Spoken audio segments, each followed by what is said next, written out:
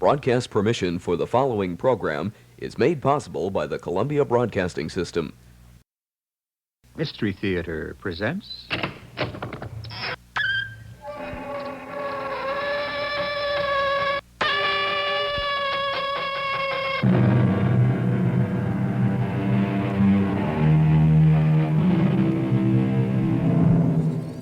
Come in.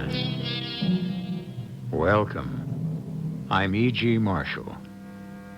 If you think you're being sympathetic when you tell someone, I know exactly how you feel, think again. Most people will come right back with, you don't know how I feel. How could you know? I'm different. It's good to express one's individuality, but to insist upon being different can bring about unbearable loneliness. A person can be lost without an alter ego, someone to confide in. And it is not always easy to find a confidant, especially for men who are far from home, such as those we are about to meet aboard a sailing ship. Who's there? I brought you breakfast, sir. How dare you enter my cabin without knocking? Oh, with Captain Briggs, I always come I don't in. care what you did for Captain Briggs. I'm in command now. You will never enter this cabin without knocking on the door. Is that understood? Yes, Captain. Now get out. Oh, that was a near thing, wasn't it? It's too near. We can't let it happen again. What's the use? I'm worse off than I was before. Either way, it looks as though I'm doomed to be hanged.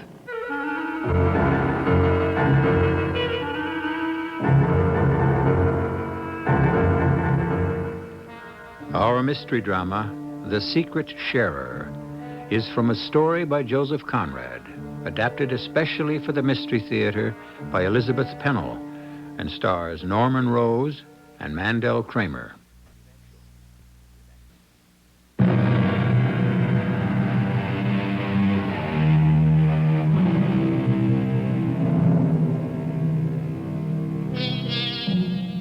Joseph Conrad was acclaimed for his powerful stories of the sea. Born in Poland, a tragic childhood included exile to Russia with his parents, who died there. In his youth, an uncle managed to get him to a French ship, where he became an apprentice seaman. Later, he joined the English merchant service, where he rose through the ranks and knew firsthand the vicissitudes of 19th century life on a sailing ship. His true adventures were the basis for the stories he wrote, and mysticism ran deep as he imagined himself as the captain in the tale we're about to hear. Come aboard a four-masted schooner, which has just been loaded with a cargo of tea and spices from the Middle East to be transported across the Indian Ocean. Steward, where's my supper? Well, I'm waiting for the captain. Well, we won't wait any longer. He makes his own rules. But I thought... Yes, I know. You thought when a ship was in port that the captain and first mate always took supper together. Well, that's the way it was with you and Captain Briggs. Perhaps it's better this way. If I may say so, sir, this captain's a strange one. Oh, a young fellow like you should keep his mouth shut. I'll keep my eyes open. I hope you can figure him out better than I can. Trouble is, he never asked my opinion. Not the way Captain Briggs used to. He acts as though he's too good for the likes of me. Not wanting to talk. He doesn't talk very much to anybody. But I'm the first mate. He's coming, sir. Your supper's ready, Captain? Thank you. Sorry not to have joined you, Jackson, but I had some things to tend to. Are you aware that there is a ship anchored inside the islands? Oh, no, sir. Bless my soul. Another ship, you say? Well, how could she possibly I be? don't know. With all those rocks and inlets out there, I saw her mastheads above the ridge as the sun went down. I know about that ship, sir. You do? Why didn't you tell me? Let the steward tell us what he knows. Well, she draws over 20 feet. She's the Liverpool ship Sephora with a cargo of coal, 123 days from Cardiff. How does a steward pick up information like that? The tugboat skipper told me when he brought the fruit and vegetables. He says they'll take her up the river to shore day after tomorrow. That's enough. I'll find out anything else the captain wants to know. There's nothing more we can find out tonight. Oh, I'll take the watch, sir. No. You and the crew have had 2 days of hard work. Tell all hands to turn in without setting an anchor watch. But, sir... I'll be on deck myself until 2 o'clock. You can relieve me then. Oh, very well, Captain, but it seems most It's unusual. the way that I want it. Of course, at the slightest sign of wind, we'll call all hands up and make a start at once. Aye, aye, sir.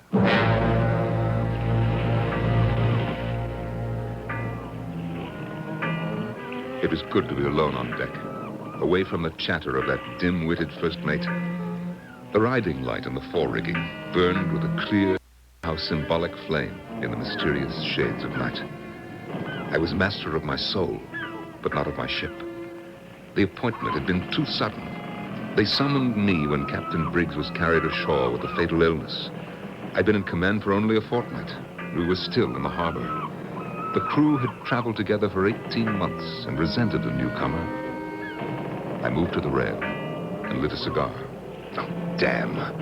A rope ladder was dangling over the side, no doubt left by a careless crewman when the tugboat came by.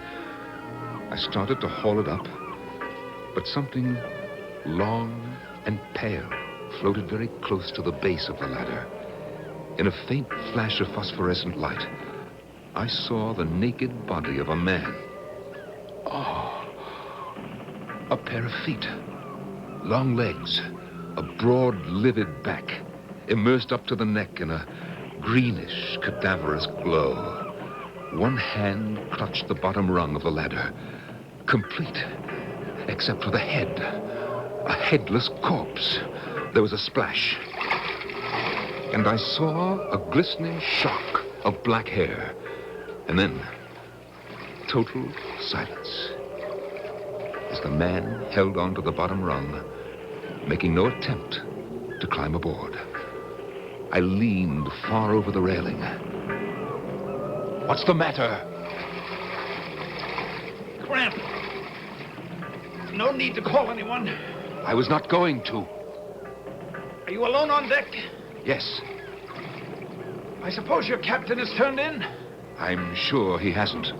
Look, could you call him out quietly? I am the captain. Who are you? My name is Liggett. What are you doing down there? I've been in the water since 9 o'clock. Now the question is, do I let go of this ladder and keep swimming till I sink from exhaustion?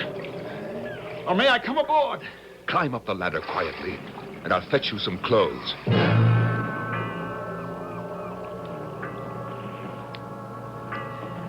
Tell me, Captain. Keep your voice down.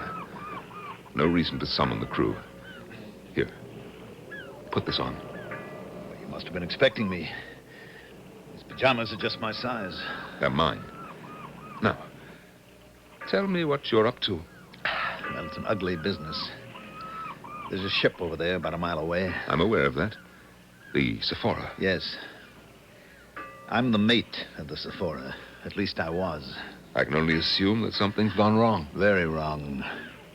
I've killed a man. What? You deliberately took a man's life? I didn't deliberately do anything. And to call him a man would be... No, calm down. If you cause a commotion, I'll have you put in irons. Well, it's obvious that I'm at your mercy. I have little use for a man who gives way to fits of anger. As do I. Anyone trained at Conway learns how to curb a temper. You are a Conway boy? Yes. Well, I learned discipline at Conway, too. Although it must have been several years before your time. Then you know... I know that murder is a very serious charge. Now, you'd better tell me your story from the beginning. Our creaking old ship was caught in the teeth of a devouring gale. A hurricane tore the canvas and howled like 1,000 fiends. Pull on the sheets before the mainsail's torn away! They'll have to haul in more than the mainsail, Captain. The masts should be bare as posts in a sea like this. You there! Tend to the shrouds! Captain, the foresail. We'll have to reef it or she'll keel over for sure. The sea is gone mad! Every man for himself!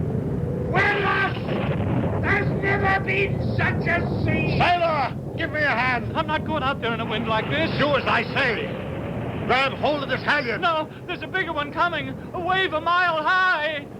All hands to the rigging! I repeat, all hands to the rigging! Don't let go until we make it fast. You heard the captain? Pull! Damn you, I ought to put this rope around your neck. Now that it's tight, I'll take care of you in my bare hands. Here she comes. Look out!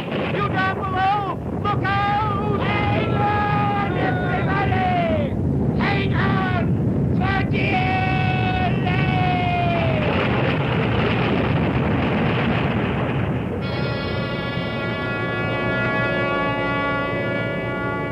I hung on all right, to the throat of that miserable sailor. And when the big wave crashed, it was as if the sky had fallen. Everything but the mast disappeared, with the poop awash in a smother of foam.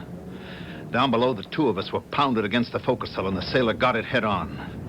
I loosened my fingers and gazed in horror at a face that had turned black.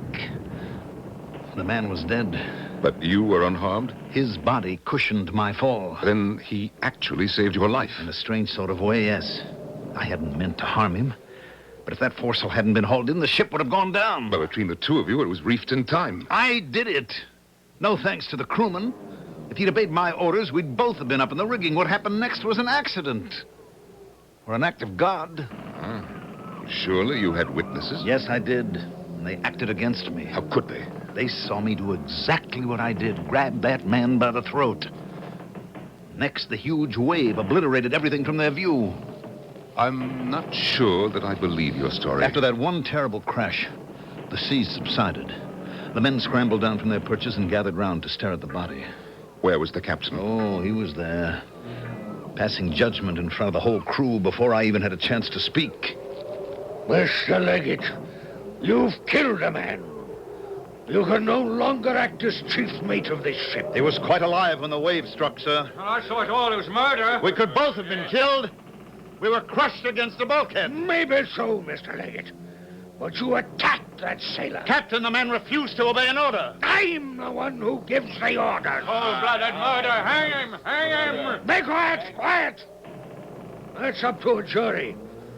In the meantime, Mr. Leggett, you will be confined to quarters. So they threw you in the brig? No. I was just locked up in my own filthy cabin.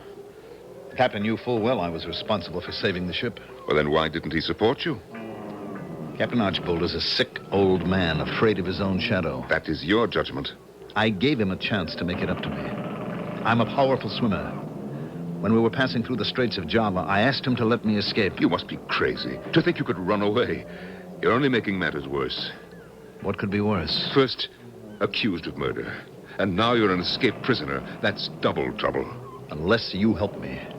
My duty lies with my own ship and crew, not to the disgraced mate of the Sephora. You let me come on board. I'm wearing your night clothes, and you haven't locked me up.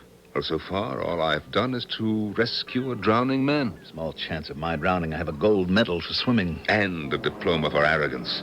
I'm the last person you should have come to for help. For 3 weeks, I've been shut in that small cabin. And tonight, we finally reached our destination. Next step is to take me on shore to face the music. And that is exactly what they'll do. Ah, but they won't, Captain. I feel in my bones there's a reason why fate has brought us together. I have not said that I'll help you. But how did you get away from the Sephora? This evening, when the steward brought my supper, I ate it all. Then I made a discovery. Miracle of miracles, he left the door unlocked. I crept out on deck, wanting nothing more than a heaven-sent lung full of fresh air. And then sudden temptation. I kicked off my shoes and plunged over the side. I started for shore, but that meant capture. So I shifted course and swam underwater until I reached the shadow of some rocks. There I pulled off my clothes and set them adrift, hoping they'd think I drowned. And then? There was no place to go. I didn't like the notion of swimming round and round until I gave out, and I didn't mean to go back. I saw your light and swam toward it. Then I saw your ladder. What luck! Imagine a ladder hanging over at night on a ship anchored out here. You are a fool. Don't you know that they'll come looking for you? Of course. Captain Archbold will have a search party out at daybreak. Yes, and I am the first person he'll come to see. Sign me on as a member of your crew. Aren't you about ready to take off? You are out of your mind. My crew is complete, and we can't weigh anchor without a breeze. Why, we may be here for days. Then my goose is cooked. It's time for the first mate to take over the watch. I might just... Shut up! Hide in that passageway. I'll join you in a minute. Did you say something to me, Captain? Oh, why, yes. Jackson, come over here. I want to show you something. Yes, sir. Take a look at this. I found a ladder hanging over the side. Oh, bless my soul. Must have been there since morning. I'm sorry about that, sir. Well, don't let it happen again. I'll speak to the second mate. He's the one who's Never in charge. mind. Never mind. Just haul it in. Yes, sir. As soon as it's light, I'll take a sharp look at that ship you say is anchored nearby. Yes, you do that, Jackson. Good night. Good night, Captain, sir. Come along. Follow me. And don't say a word. Our captain has decided to keep his unexpected passenger hidden from the crew. This is a dangerous move, which could make him an accessory to a crime. Even if he believes no crime has been committed, a captain's duty does not include taking the law into his own hands. But somehow, a power beyond them seems to be irresistibly intertwining the destinies of these two men. We'll learn more when I return with Act 2.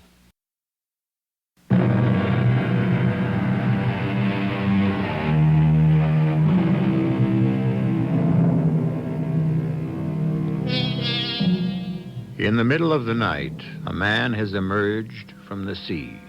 And although the captain of a schooner has taken him aboard, there is no assurance that he has found refuge. This man, named Leggett, is wanted for murder. Now, as he follows the captain, he may have lost his last chance to escape. Noiselessly, the captain opens a door, and then, rather roughly, pushes the man ahead of him into blackness. Please, Captain. I don't think I can stand another night in the dark. Not another night alone. Well, this is my cabin. We can talk in here. The walls are thick, and the crew is sleeping. They'll be waking up soon. When daylight comes, we must not raise our voices. We could be overheard in the passageway. Captain, do you intend to keep me a prisoner here in your own cabin? For the moment, yes. Stay where you are until I light the lamp.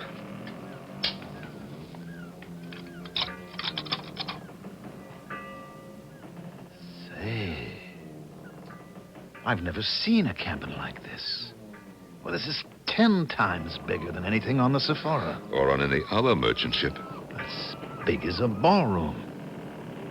And certainly no place to hide. Oh, the perfect place to hide. Observe that the cabin is shaped like an L. But everything is so open. Even this large closet. Well, note how it's placed. In the arm of the L, where it can't be seen from the rest of the room. Not bad. Oh, you haven't seen the best. A bathroom. I don't know how many ships you've sailed on, but where did you ever see a tub like this? Why, it's marble. It's the whimsy of a former captain, made in Greece. I could fall asleep in there right now. Neither of us has had any sleep. Climb into my bed and I'll rest on the couch.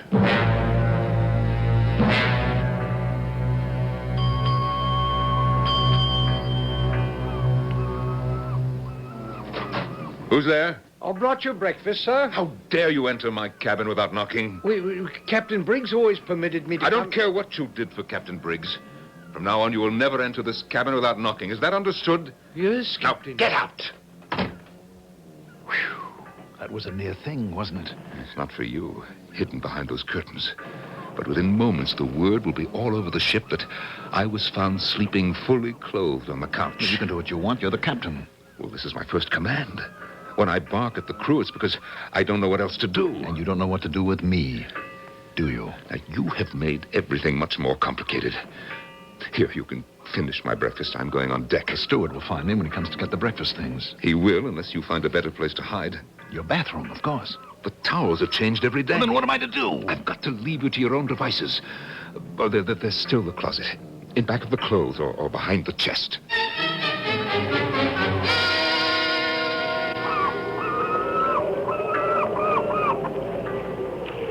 Good morning, Captain. Morning, Jackson. Still no sign of a breeze? Not a breath, sir. But I've been keeping my eye on that ship over there, and bless my soul, but they've been busy. Well, how can you tell from this distance? the first sign of dawn, they lowered their boats, but instead of heading for shore, they've spread out in all directions. Have they come this way? Not so far, but it's very puzzling. They keep going out to those rocks and pushing into the underbrush as though they're looking for something. It's no concern of ours. Bless my soul, look. Look! One of their boats is headed right this way. Find out who it is. Hello! Hello out there! State your business! The captain of the Sephora wishes to speak to your captain. Very well, Jackson. Lower the ladder and have him piped aboard.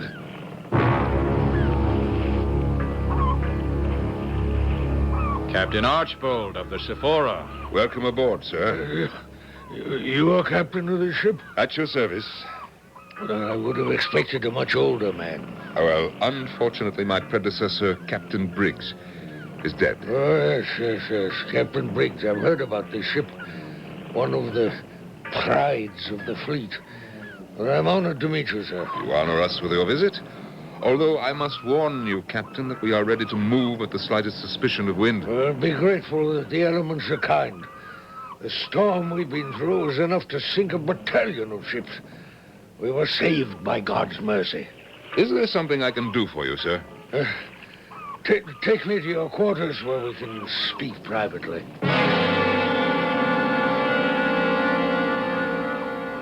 Excuse me, Captain, if I go in first.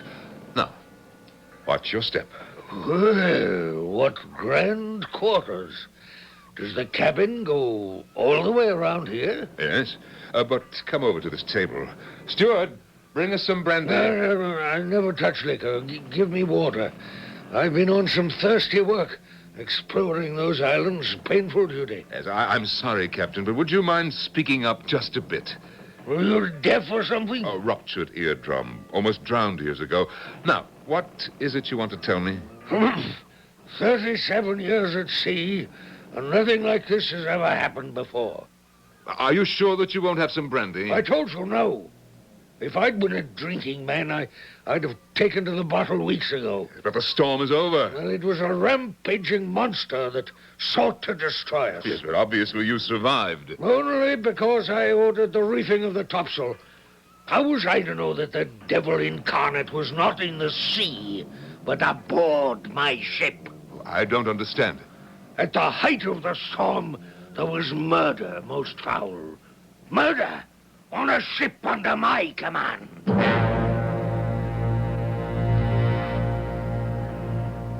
Strangled him, he did. In cold blood. You said that a wave crashed over your deck. Now, I've seen the sea kill a man very neatly by simply breaking his neck. No man killed by the sea ever looked like that. Black in the face, with tongue hanging out, and the mate's fingers clutching his throat. But if the mate was tending to the foresail? God's own hand did that, and no one else. I never trusted that man Leggett. Well, you hired him, didn't you? Forced to take him with the ship's owners. Smart he was, but different. A fancy talker. Lord Captain, what's over and done with? Well, it's on my shoulders. I'll be blamed. For what? But you've safely delivered ship and cargo. But the murderer escaped. How can I bring him to justice? You've, searched all the island? To no avail. I can no longer put off going to shore. It'll have to be a report of suicide. Beg pardon? Suicide. That's the way I'll write it up. Unless, of course, you manage to recover the man before tomorrow. Only we can spend no more time looking for the body. I must get back. Captain, on a ship like this, you don't suppose there's any chance that... Well, come along. I'll show you every nook and cranny.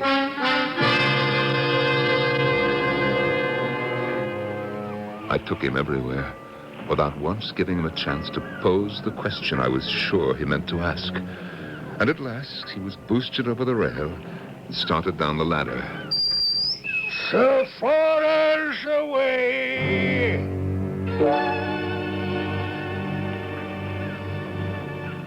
Sir, we've heard a most extraordinary story from the crewman with that captain. Yes, I'm sure you have. A horrible affair, isn't it? Yes, it is. These fellows had some idea the man was hidden aboard our ship. Did you ever hear of such a thing? No, it's preposterous. They said there's a price on his head, a reward for turning him in, and punishment for anyone withholding information. Oh, naturally. Tell the steward I'll be in my cabin and must not be disturbed. I'll see you at dinner. Leggett, thank the Lord it's you. I'm so cramped from that closet I can hardly move. Why didn't you turn me over to Archibald? You meant to, didn't you? That was never my intention. Didn't I get him to speak up loud enough for you to catch our whole conversation? Everything. Especially when you said I could be captured alive. What better way to throw him off the scent? Had he asked me straight out if I had seen you, I could not have lied. I'll be damned. But if you lied to me, I admitted the man was dead and my hand was around his throat. You also said you gave the order to reef the topsail. I swear I did. Archibald may think he gave the order, but he never did. He stood there and whimpered about our last hope. Whimpered. With the sea gone mad like the end of the world. Something had to be done. Shh. Someone's coming. Captain!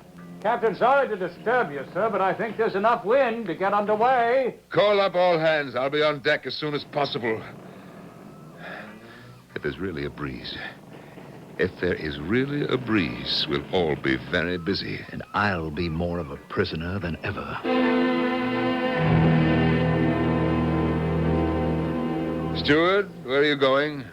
To make up your cabin, sir. Forget my cabin. Get below to make sure everything's fast in the galley. Well, I've already checked. Well, check again and stay there until we're out at sea. Yes, Captain. Ah, there she blows! Right out of the southwest! Looks like everything we asked for. Weigh anchor!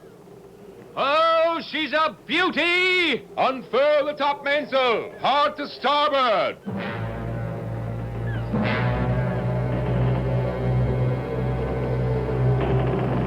I thought your first mate would never leave. That damned marble bathtub is cold when there's no water in it. At least it's better than the closet. Oh, I hid there, too, when the steward came in. I told him not to come here until we were out to sea. From now on, it will be much more difficult. Captain, I cannot survive like this. Didn't you find those canned goods stashed in the closet? Oh, I've enough to eat. But I can't go on. I've had more than I can stand. I know now why you're protecting me. If you're so smart, tell me why. We are both Conway boys. Plenty of men are trained for the sea at Conway. Yes, but they're all in the Royal Navy. You and I are mavericks. We don't belong. I chose my own way. So did I. I didn't invite you to swim to my ship. But you let me come aboard. Only I didn't know You that... found out. We're outcasts, both of us. And whatever I'm guilty of, you're just as guilty, and we're both doomed. This is my ship. And I can do what I choose. Can you? You didn't feel that way yesterday. But I do now. And you can stay in this cabin to the end of the voyage. Oh, no, Captain, not me. My freedom is very precious. But it's not here, cooped up in your closet or bathroom. I'd rather give myself up. You can't. Not now. The ship is under sail, and it's a long way to home port. Why, if you revealed yourself, the crew would mutiny. That would be a noose round your neck, not mine. All right, we'll find a way. I promise you we will. If you and I are so much alike, we'll work this out together.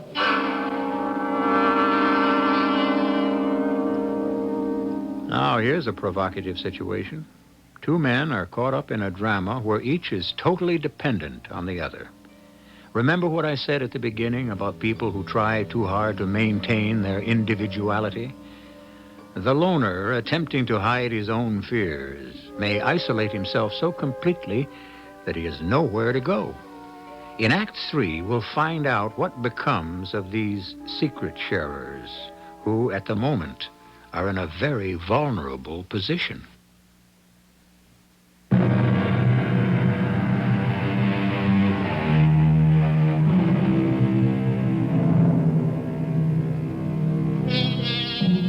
For the next 4 days, the captain was a happy man, dangerously happy.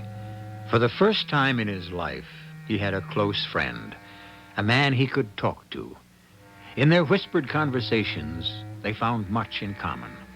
They argued, they agreed, they recalled their dreams. At first, it was just at night, but now the captain spent more and more time with his double. The two men even looked alike as their dark heads bent over the table in concentration. It's your move. I know. And you're not going to like it. I'm prepared to lose that bishop. Who cares about your bishop? When my queen comes over here, you are in check. Oh, not again. Shh. Someone's in the passageway. Oh, you're getting edgy. They're all at their posts. Well, they may be spying. I overheard something today that you should know about. Don't tell me that you left the cabin. Not on your life. But I opened the far porthole, and the first mate was directly overhead talking to some of the crew. Oh? And what were they saying? Old Bless My Soul tried to reassure them that you are in good health. I never felt better in my life. They asked if you'd caught the sickness from Captain Briggs. Why, that's outrageous. And what did Jackson tell them? He said you're a thinker. He'd seen all your books, and that was the reason you spent so much time in your cabin. Bless my soul. Shh. Get away. Someone is coming. Yes, what is it? The steward, sir. What do you want? I have your jacket, Captain. You left it by the binnacle. Oh, thank you. I'll take it. Oh, but it's just been pressed. I'll hang it up in your closet.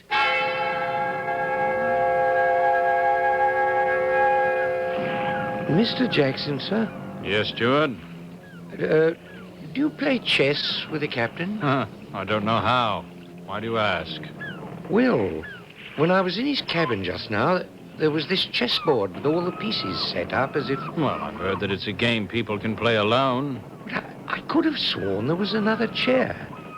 And two glasses on the table. I'm relieved to know that's what the captain's doing instead of lying sick in bed. But he is sick, Mr. Jackson. All I did was hang up his coat in the closet, and he stood there all pale and trembling as if he'd seen a ghost. Take a look at him now. Striding across the deck. Jackson, I want a word with you. Yes, Captain? Do you recall our plan for going through the Straits? Well, I know how Captain Briggs would do it, sir. No, what we talked about yesterday. Yesterday, Captain? Yes, when I showed you the chart. Begging your pardon, sir.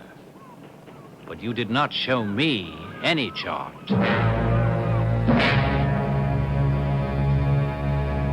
And then I remembered it was you who studied the chart. I've been over it all again. And the place for me to be marooned is an island off Quintano. Marooned? Oh, you've been reading Daniel Defoe. Remember, I've been drowned. It would never do for me to come to life again. Only you're very much alive. I was brought up on the Bible. And I've been driven off the face of the earth.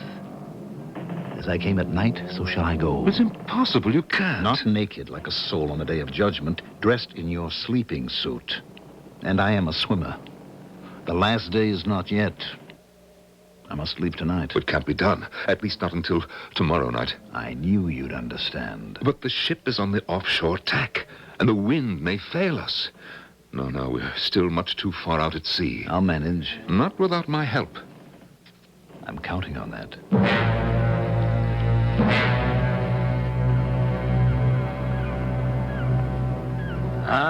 Bad luck, Captain.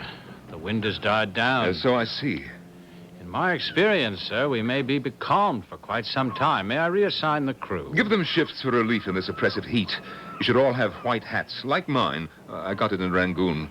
It's most unusual, sir. I'll be off to tell the men that Jackson, one moment. Be ready to call all hands on deck when we change our course. Well, I will, sir, but I see no signs that there'll be any change in the weather. We're not doing well in the middle of the Gulf. Now, tonight, I'm going to look for the land breezes. Captain, bless my soul. We can scarce do that in the dark with all those islands and reefs and shoals. But on this coast, any regular land breeze will be inshore. Now, we must get close to find it. Impossible to get close, Captain. It can't be done with the currents from the Straits. You will follow my orders as I give them. Now, right now, send a couple of hands to open the 2 quarterdeck ports. Open the quarterdeck ports, Captain. What for? Because I tell you to do so. Have them opened wide and fastened properly.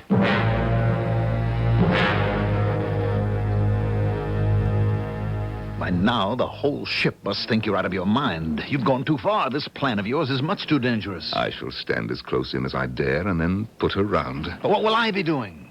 Presently, I'll smuggle you out of here into the sail locker where there's an opening.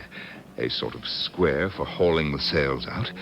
And it is never closed. Someone is sure to see me. Just before tacking, when the ship is dead still, you'll have a clear road to slip overboard through the open quarterdeck port. Now, use a rope's end to lower yourself into the water so there'll be no splash. Promise me not to go too close to shore. You talked to me about duty. Now you're risking ship and crew. Yes. Oh, here. Take these sovereigns. What? I have 6. 3 for you and 3 for me. What would a swimmer do with... You never know what you need. Now, here. Tied in this handkerchief. They can be fastened to your belt.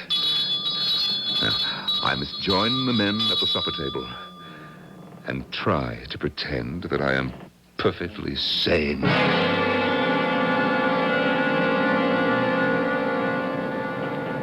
You're bareheaded. With the sun beating down, you need something to cover your head. I need to get my head under water, and the sooner the better. I mean when you get to shore. No trees on those islands, and the sun is merciless. After all these months under cover, I'll glory in the sunshine. You will take my hat. You see, the brim goes all around. Here.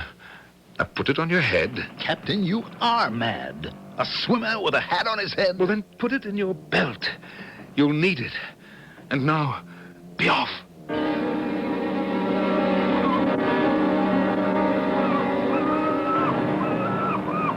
We're drawing in fast, Captain. The land is close.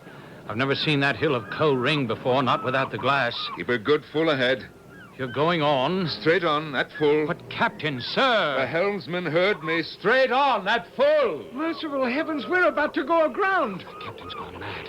He must be stopped. Call the second mate. Steady as she goes. I can barely see the sail. We are sailing straight into the jaws of hell. Jackson, turn up all hands. Where are we? We're lost. Be quiet. What are we doing here? Looking for the land wind. Oh, I knew it would end like this. Are we done for, sir? We're too close to shore to come about. She'll drift ashore before she's come around.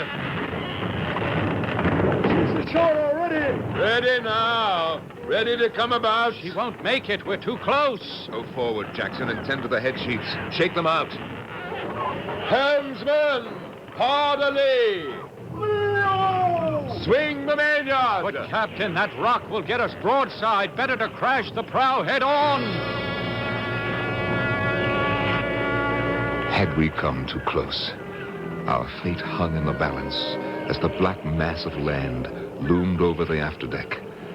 My ship and I were new to one another. It was too soon for the ultimate test. So far, she responded to the helmsman's lightest touch. But now, she came about, shuddered once, and then all was ominously still. If I failed to set the sails, if those menacing rocks seemed but inches from the port side, our course must be set by the tides. But who could tell which way they ran? I could only grope like a blind man. Call for torches on the lee side? No, they might reveal... But I could not think of him. Not now. I had to find out from which direction the breeze would come. I had to. Captain, the men are threatening to jump overboard and swim for shore. Before they make a move, order searching lamps trained down on the water on the lee side. Now hear this. Now hear this. It was deathly still. The water like a pool of ink with no sign of movement. I don't know what you're looking for, Captain. The slightest stirring of the current. When I find out which way it's flowing, we'll set the sails. Can't see a thing in those black waters. Well, look for a piece of driftwood. Not a sign of anything. I can feel it under my feet. The ship is inching us toward shore. Steward, get me a piece of paper and be quick about it. Well, there's no paper up here, Captain. I'd have to go below, and I'm not sure that even then... Oh, she's beginning to yaw. Jackson, stay up here. We must throw something overboard that floats. I'll be down by the taffrail. For the moment, The crew was kept busy with the lights directed toward the shore, while I stared into the void beyond the stern. And there it was. My sign, written clearly in the water. And now I knew exactly what to do. The man at the wheel stood like a statue, and I was near enough not to raise my voice as I confidently gave the next order, "Shift the helm." He jumped round to the other side and spun the wheel. She's catching the breeze! Let go and haul!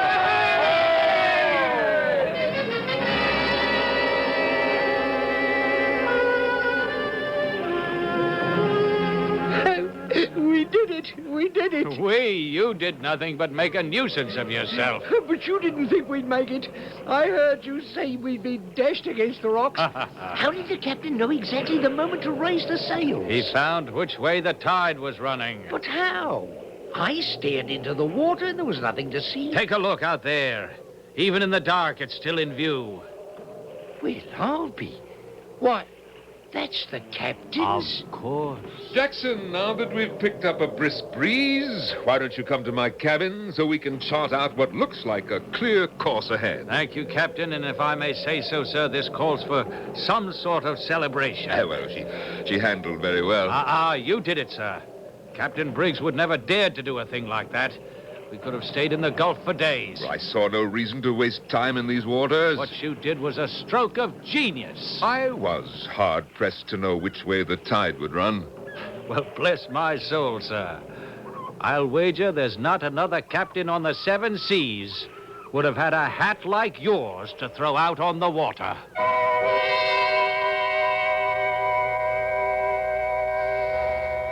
Was the secret-sharer still wearing that hat?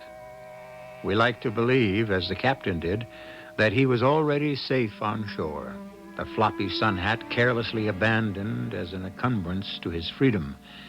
But from that moment forward, the captain was indisputably master of his ship. He had pulled off a dangerous maneuver which gained the respect of every member of his crew. There is a moral to this tale, and we'll consider it in just a moment.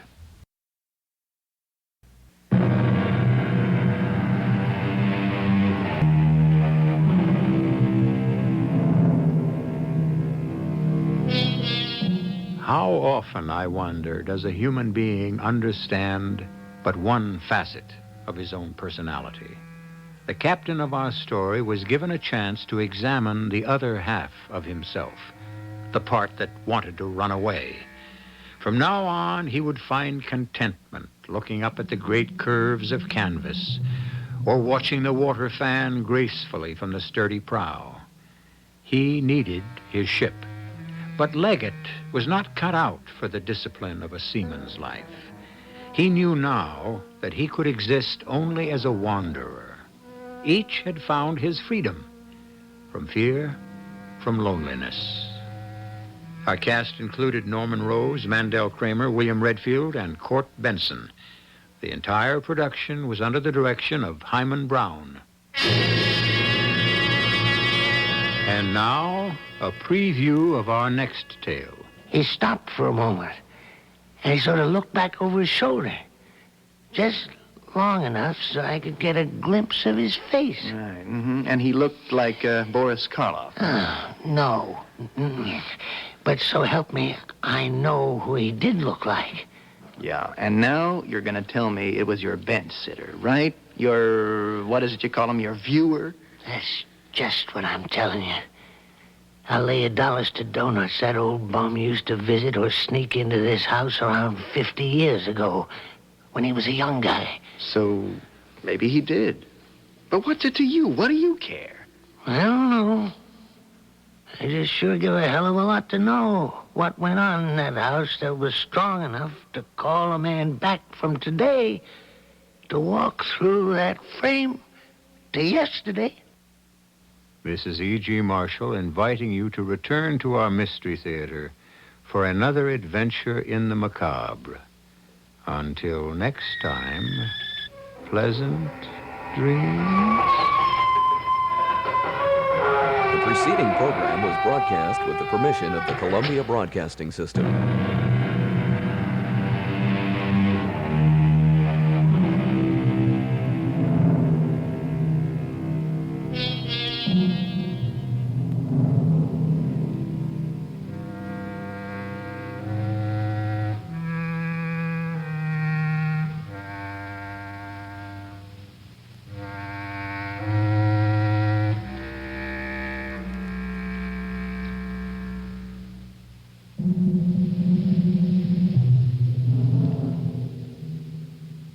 You're listening to 89.7 FM, WUWM, Milwaukee.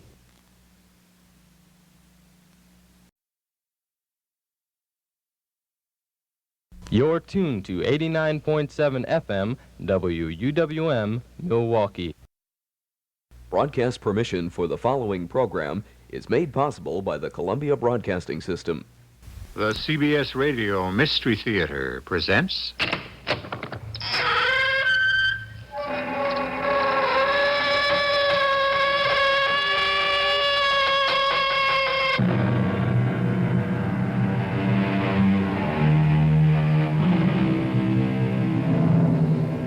Come in. Welcome. I'm E.G. Marshall. Today, nostalgia is king. Or should we say queen?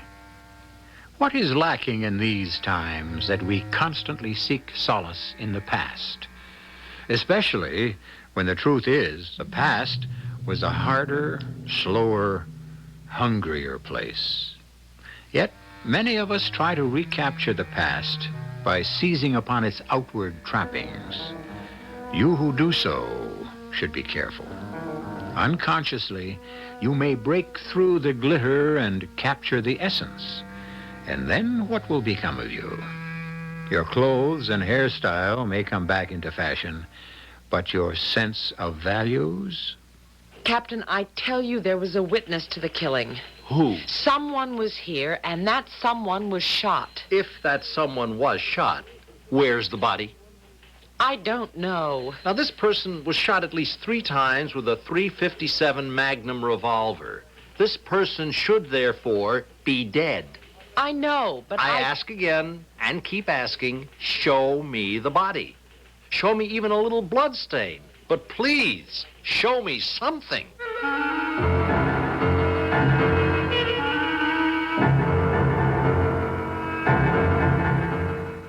Our mystery drama, Blind Witness, was written especially for the Mystery Theater by Sam Dan and stars Patricia Elliott and Carmen Matthews.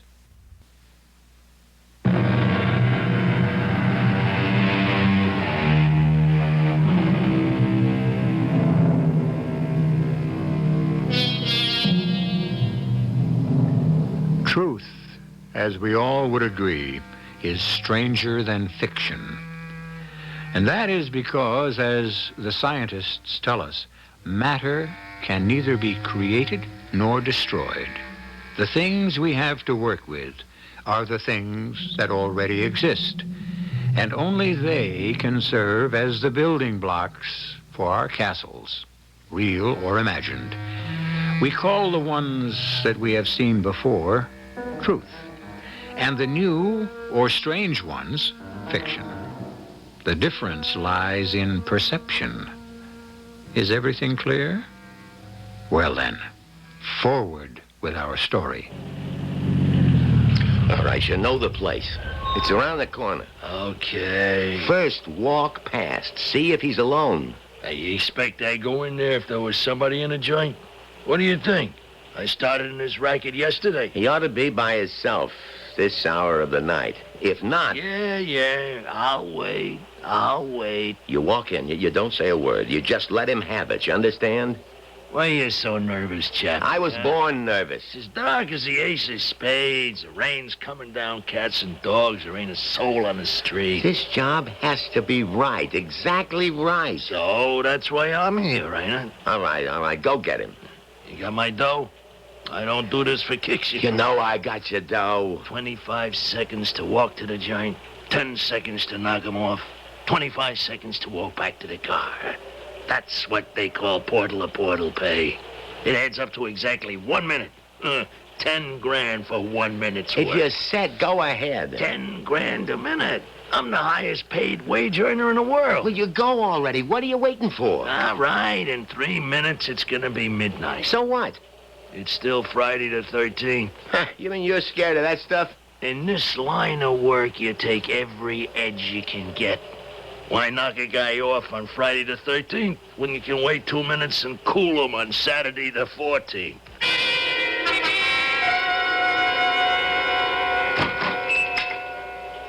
Good evening, Mr. Ascalon. Now, what are you doing out this time of night, Mr. Hume? You should be scared to walk the streets. Thank you for your concern, Mr. Ascalon.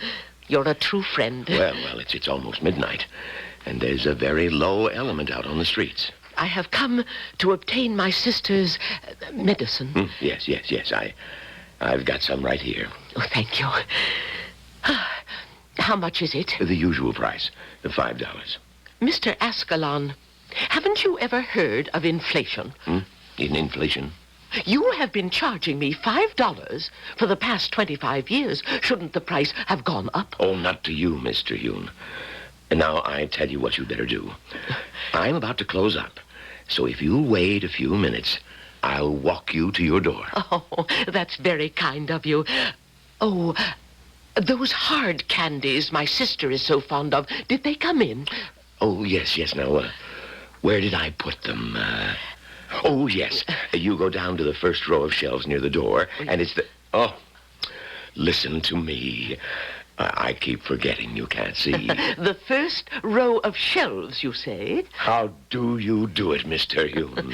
It's a matter of mastering your environment, of visualizing every shape, of memorizing every distance. Down here, you said? Yes. Say, that's uncanny. I mean, how do you just put your finger on it like... Oh, yes, sir. What can I do for you? No, don't. Don't zip yourself. Mr. Ascalon? Mr. Ascalon? Hey, who are you? Where did you come from? Mr. It's too bad, sister. What?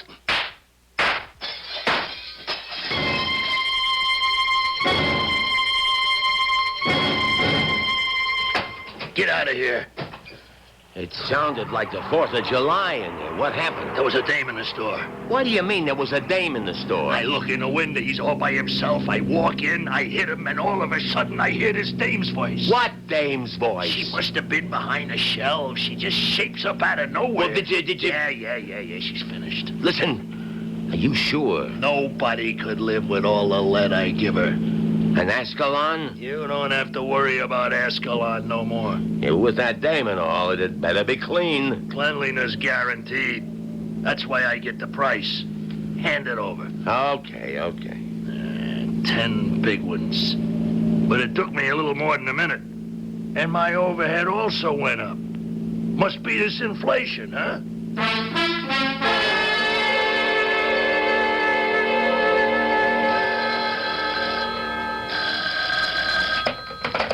Captain Sterling. Oh, yes, sir. Yes, the man's name was Armand Ascalon. 50 years old. Yes, he owned a drugstore. I assigned it to Jedwick. Julia Jedwick.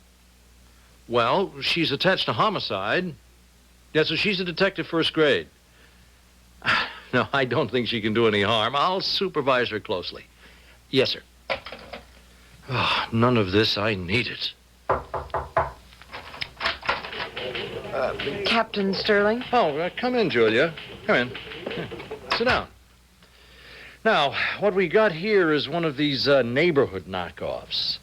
Now, you know how to go about this? Well, sir, I'm... And the best way is to keep your eyes and your ears open and work close with the patrolman on the beat. Yes, Captain. Now, what we got here has to be a stick-up. You know, most likely a junkie or else some hood. And, well, Julia, don't be afraid to lean on me for help. Thank you, Captain Sterling. Any questions? Well, it's just about the gun.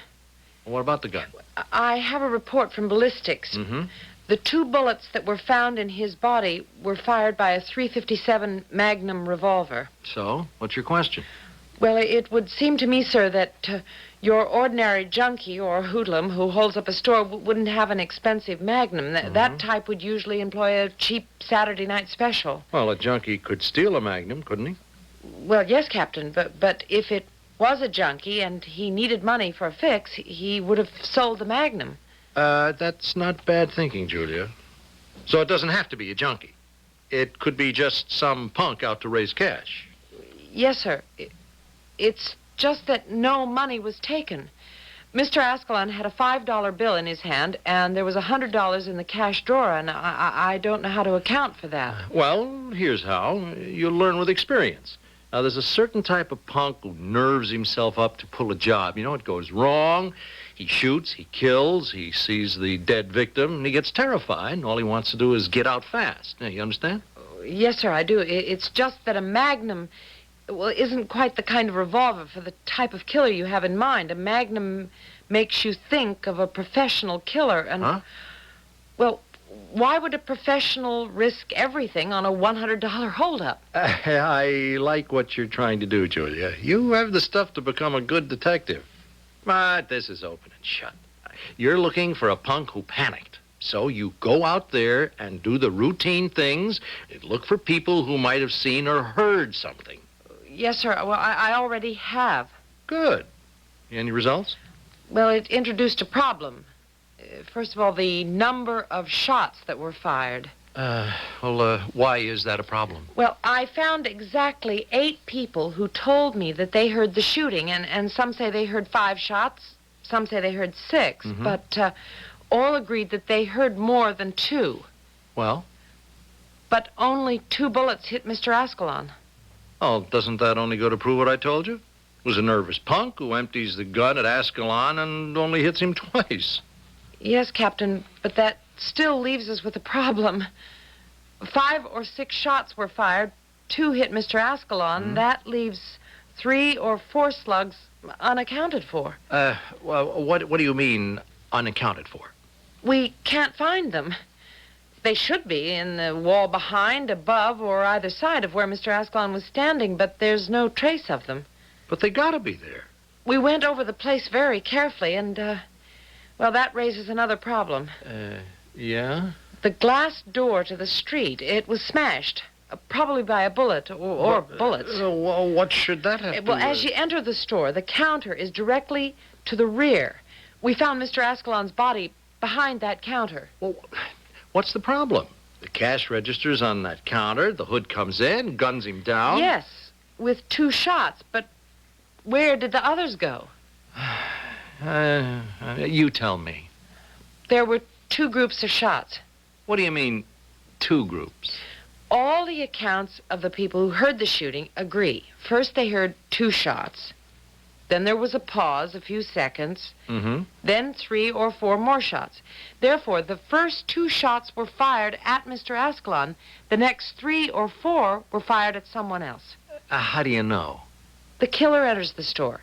He shoots Mr. Ascalon. Now, to do that, the killer has to be facing the rear wall. Now, he hears or he sees something that makes him turn around to face the front of the store. He fires again. At whom? Well, at someone who must have witnessed the crime. That's why we can't find the slugs. They were fired in the direction of the street. 1 or more even broke the glass in the front door. Well, what happened to the witness, if there was a witness? The witness could have stopped 1, 2, 3, or up to 4 of those bullets. But he didn't stop any of them as far as we know. If he's dead, we would have found the body. See, maybe the killer could have missed him clean. But the fact is, Captain Sterling, there is a witness. The killer did fire at somebody. Well, maybe not. It's a dark night. It's raining hard. The killer is nervous. He thinks he hears a sound of something just outside. He turns around. He fires, wild, blind. Well, that could account for all the shots. Yes, Captain.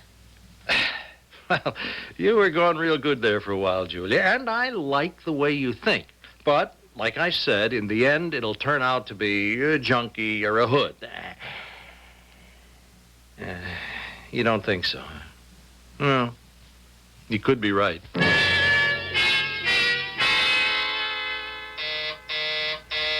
Okay. Knock it off, will you? I'm coming, okay. Who's there? Me, Chappie. Mule. Hey, what's the matter with you? Let me in quick. I was fast asleep. Good thing you woke me up. I got a plane leaves in an hour. Have you seen the morning paper? Oh, I never read the papers. Yeah, well, you better read this. It says druggist murdered. You gotta expect the papers to print this type of thing. It's news, ain't it? Just read it. Well, why should I read it? Ain't gonna be news to me. Druggist murdered. At midnight last night, Mr. Armand Ascalon, 50-year-old proprietor of Ascalon's Pharmacy on the corner of Bridge and High Streets, was shot to death by a bandit. Hey, I ain't no bandit. It has not yet been determined what has been taken from the store. The police are following an active line of investigation, according to Captain of Homicide Detectives James L. Sterling, Jr. So? What do you mean, so? Ain't there something missing from that story? I don't think so. Think, for crying out loud. Oh, okay. What's the beef?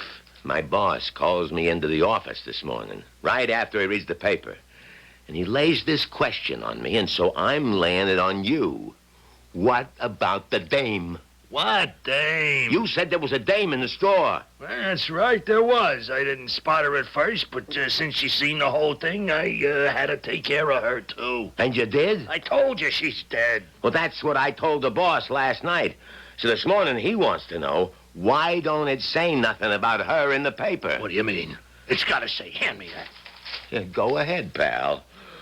Where does it say one word about the dame? But I got her. I know I got her. Then why wasn't it reported?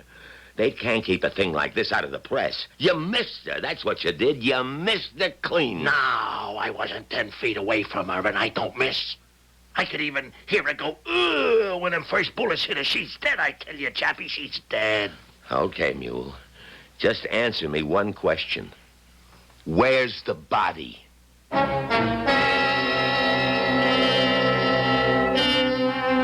Where indeed? Is it possible that Mr. Mule, who is obviously a highly skilled professional assassin, could have fired all those shots at her and missed? Mr. Mule is convinced it could be a trick on the part of the police, but we know the police are completely unaware of Mr. Hoon themselves. Well, what did happen? Is she dead or alive? I'll be back shortly with Act 2.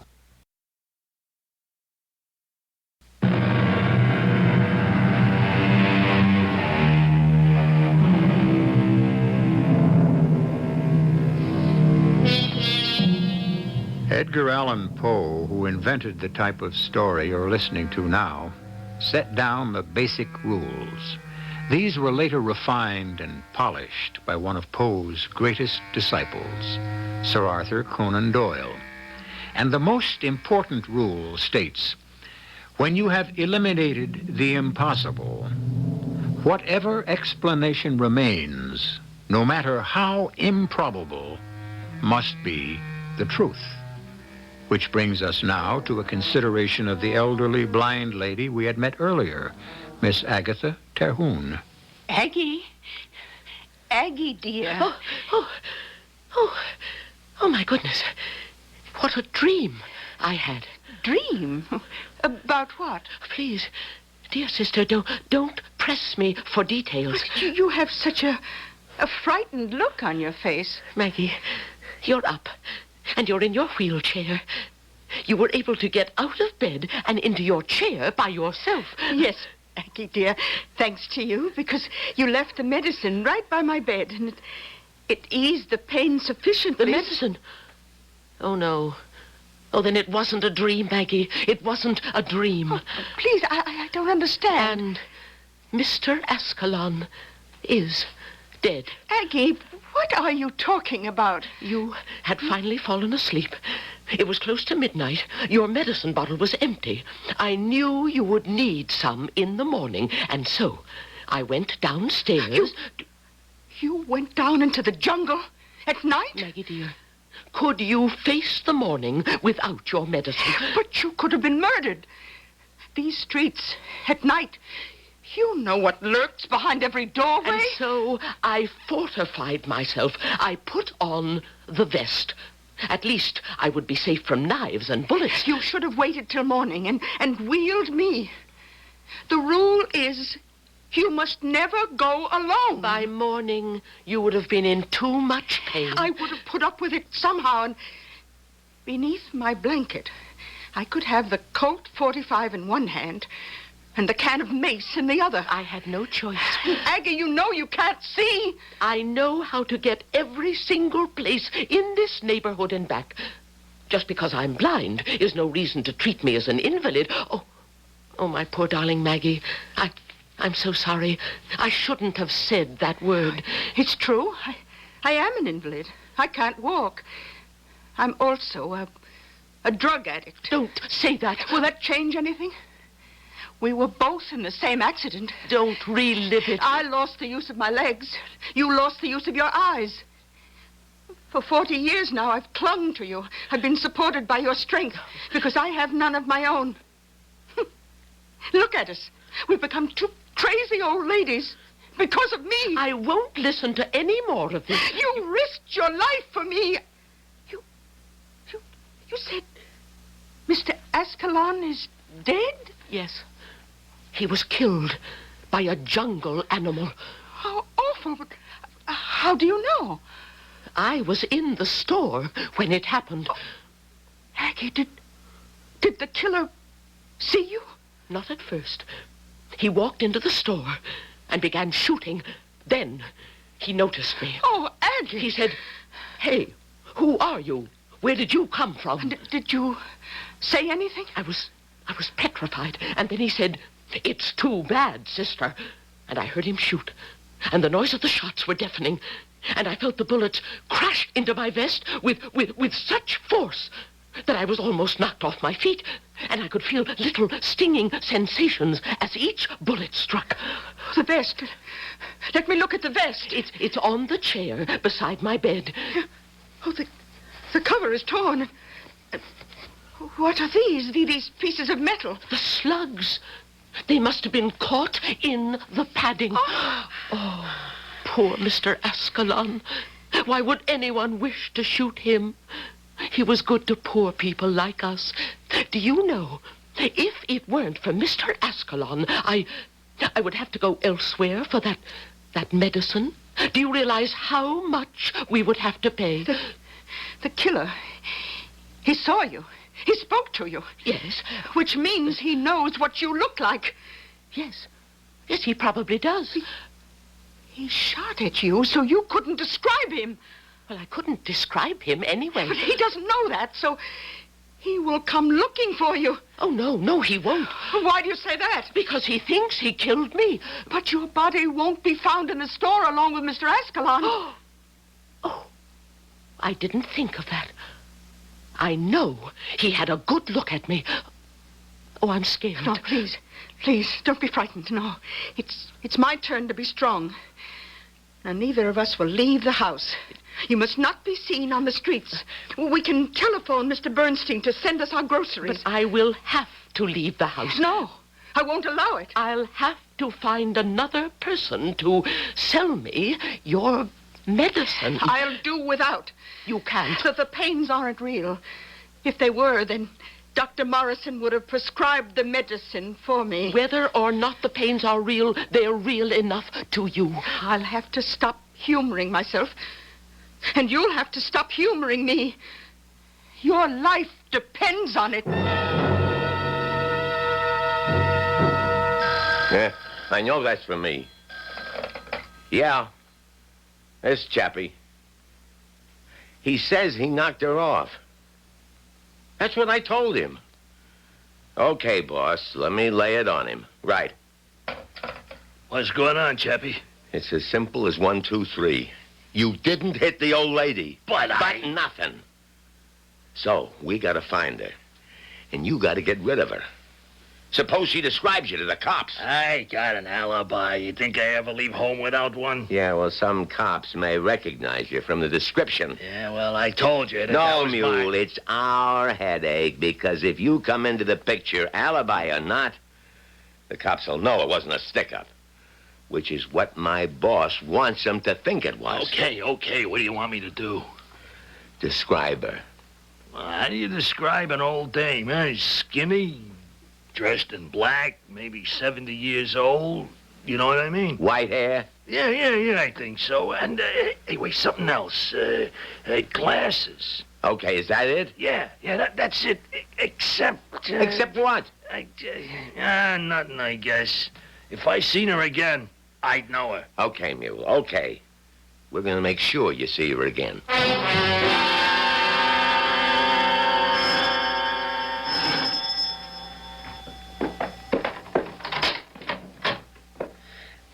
Good evening, Mrs. Caravel. Oh, yeah, you're the cop, the lady cop. Yes. May I come in? Oh, thank you. Yeah, got more questions you want to ask me, huh? Just one, Mrs. Caravel. You know, they ought to have more lady cops. Kind of makes everything easier. Now, the other night, when Mr. Ascalon was killed... Yeah? You heard a series of shots? Yeah. Did you hear any other sounds in the street? I noticed that your window opened... No, I didn't see anything. We was in bed. How about an automobile? Oh, yeah. After the shots, I'm sure I heard something sound like a guy was running, and then I heard a car taking off fast. And that's all? Yeah. My husband, he slept through it all. You could drop the atom bomb in here, and he'd never... But I run to the window and looked. The street was deserted. And you're sure you heard nothing more? Well, later on, I heard one of my tenants, this, Miss Aggie Terhune, coming up the stairs. Well, how did you know that it was her coming up the stairs? Oh, I could hear that cane of hers go thump, thump. Oh, I see. Then she came upstairs right after the murder? Yeah, around that time. Then she'd been outside in that weather at that hour. Where do you suppose she'd been? Well, I figured the drugstore. See, she's got this twin sister in a wheelchair that always needs her medicine. Then she had to be there at the time of the murder. Are you sure that you heard her coming up the stairs? Well, she couldn't have been there while Mr. Ascalon was being murdered, or she'd have been killed, too. I don't know, maybe I didn't hear her coming up the stairs. But you just said you were positive. Such a scary night. Maybe I dreamed it.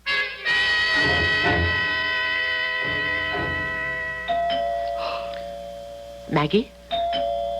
It's the door. Yes. Who could it be? I don't know. The killer. Miss Terhune? It's a woman's voice. Oh, the killer wasn't a woman. He could have brought one along to throw us off guard. Miss Terhune? Even so, Aggie, we have to answer. Do you have the Colt 45 handy? Yes. Who is it?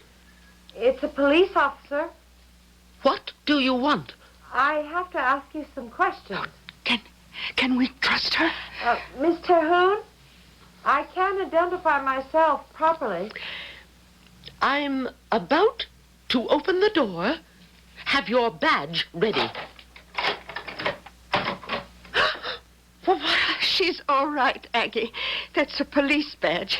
And she's alone. Please, don't point that automatic at me. I have a license to own it, and I know how to use it. A pistol. We find it necessary in this jungle. And hanging on the wall. Is that a bulletproof vest? It is. This quality must have cost a fortune. We don't even have anything this good in the police department. How can we help you, officer? Which of you is Miss Agnes Terhune? I am. Did you know Mr. Armand Ascalon? Yes, we bought our medicines there. When was the last time you saw him? I never saw him. I beg your pardon? My sister is blind. Oh, I'm sorry. I'm looking for someone who might have been in the store before or during the time of the murder. Neither my sister nor I would venture into the streets at that hour. I see. I'm sure. Well, ladies, I'm so sorry I bothered you. Thank you very much for your cooperation. Goodbye. Goodbye. Yes, goodbye.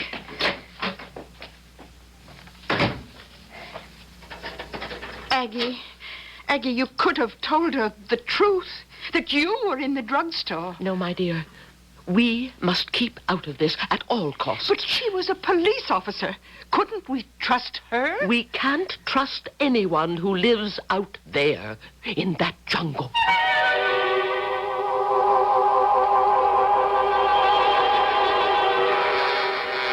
The jungle. Who says the jungle must be a damp, steamy mass of crazy vegetation? It can be a steel and stone canyon of tall buildings and busy traffic. After all, it's not what the place looks like that makes it a jungle. It's the law that its inhabitants obey or choose to disregard. Our safari continues in Act 3, which I shall bring to you in just a few moments.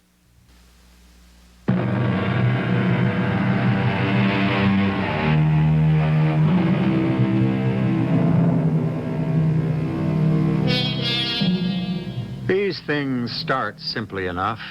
What appears to be a routine holdup suddenly assumes larger and weightier proportions. Both the law and the criminals are searching for a supposed witness. A diligent young policewoman has succeeded in her quest. How does the underworld plan to go about it? Listen, Chappie, I can't afford to hang around here. I got a business to attend to. Oh, no, you're going to hang around here until your business here is finished. I've been prowling the neighborhood. I could spot the old dame. Pulling your horns. What does that mean? The boss just figured out how we can get this old dame to come to us. Yeah? What was she doing in a drugstore at midnight in a howling rain? Beats me. Come on, use your head. Would she go out if it wasn't something important? Why did the boss want Ascalon knocked off in the first place? I never asked them kind of questions. To let all the smallies know that he's running the drug racket in this town. Nobody can go into business for himself. It's got to be organized. All right. This Ascalon clown was running what amounted to a charity clinic. The fact that he got knocked off made the message loud and clear. So, what does this have to do with my old dame? An old dame. She has to be a junkie. She needed a fix. Yeah? What else? You shot at her and missed. How could I miss? You scared her. Now, you know what she looks like. She knows she's in trouble. So what's she doing? She's laying low. But sooner or later, she's got to come to the surface. Why? Because she's a junkie. She'll need the stuff again. She can't go to Ascalon no more. She'll have to find a supplier. And the only supplier operating in that neighborhood right now is one of our own people.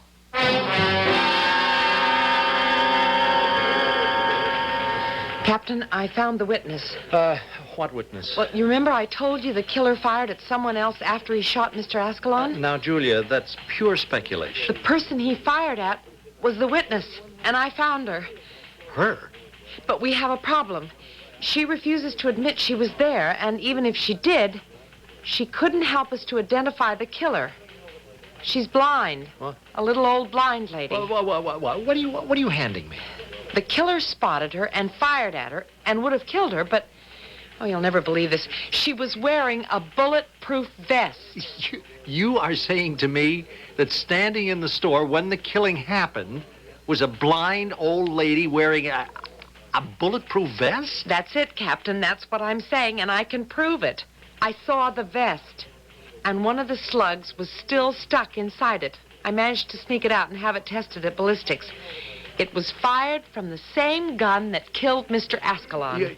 You mean you got all this already? Well, you see, I had to ask myself why this blind old lady would go down to Ascalon's store so late at night in a bad neighborhood. She wore a bulletproof vest? Yes. You see, she and her sister are somewhat, well, eccentric. But it must have been for something very important, I said to myself. Well, I searched through Mr. Ascalon's files, and I couldn't find a prescription for Miss Terhune. So, what was he giving her? Drugs. That's right. And when you look closely at the sister, you see the classic signs of addiction. Her nose itches, she had a nervous tic, her eyes can't seem to focus, she sniffs. Drugs, sure. That's why Ascalon was knocked off. He was freelancing. The syndicate must have wanted to teach an object lesson. Yes, sir. There, you see how you put these things together after you've had as much experience as I have? No, Julia. It's all yours. You deserve all the credit. Sir, for what? We don't have the killer. We will. But how? They are going to come after your little old lady. What, but how can they find her? You found her. Never let yourself get trapped into thinking that you're the only smart one. But but they don't have to find her. She can't identify the killer. She's blind. They don't know that. But they're going to try to kill this woman. I know. Isn't there something we can do? Yes, we can protect her. But, sir, we're not infallible. Well, what do you want us to do? Spread a story in the press that, yes, there is a witness, but she's blind? Well, that might stop them from... that wouldn't help. They wouldn't believe it. They'd smell a rat. But... Julia, they know there's a witness. They won't rest till they get her, unless we get them first.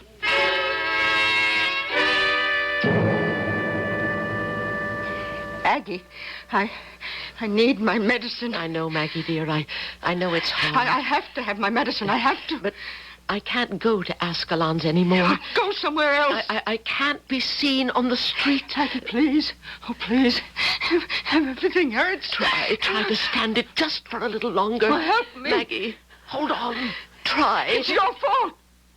The accident was your fault. You were driving the car. You were jealous of me.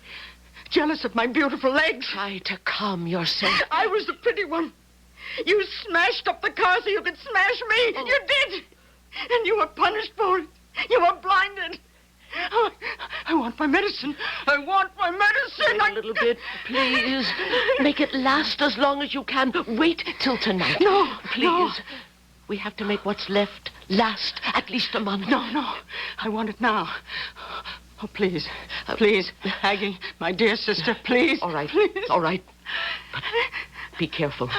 Don't spill any. Oh, yes. Thank you, dear sister. Oh, the sweetest sister anyone ever had. So loyal, so loving, so true. Maggie. Oh, I can close my eyes now. Thank you. Thank you.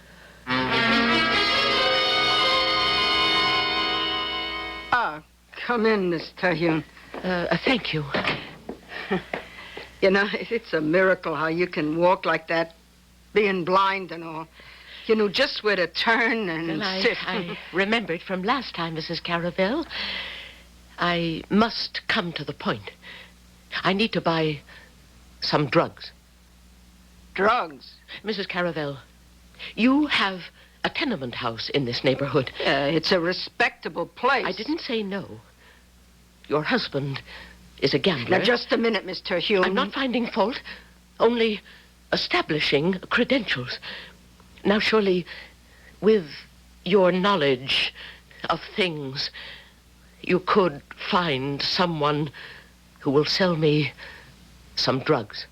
But... Yeah, I should have figured. With old Ascalon dead. Well, I could ask a few questions, get a few answers, and maybe put you in with somebody who knows somebody. That's all I ask. You won't get the price or the high quality. My sister, we can't afford to be particular. You know, I'd rather not do a thing like this. My sister is desperate. I know. I hear her screaming sometimes. You'll help me? Yeah. If you want to call it help.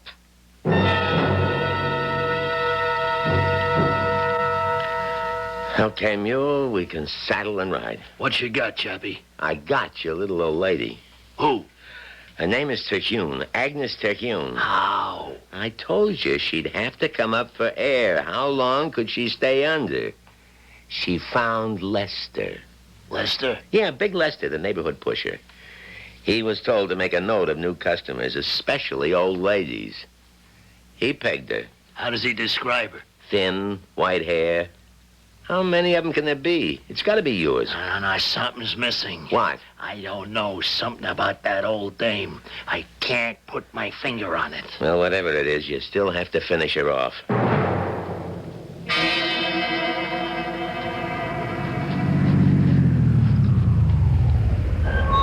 How you doing, Julia?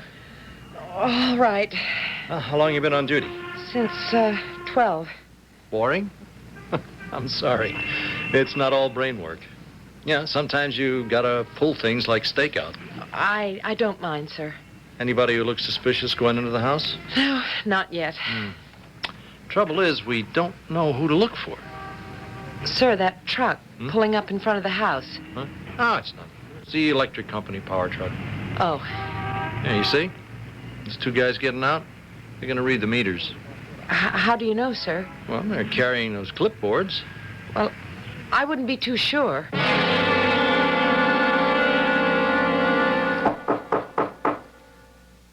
Who is it? Electric company. What do you want? You get a short circuit reported. We gotta fix it. I don't know, Maggie. Well, it sounds reasonable. Let him in. It's just something about his voice. His voice sounds familiar. Oh, come on, lady. We ain't got all day. No, it's him. I recognize the voice. The killer. She's on to it. We gotta bust the door down. What's the matter, Julia? Isn't meter reading a one-man job, Captain? Well, it's... It seems to me. I've been in that house twice, and I don't think you get to the basement from the front. You have to go around to the back to get to the service entrance. Come on. You keep behind me.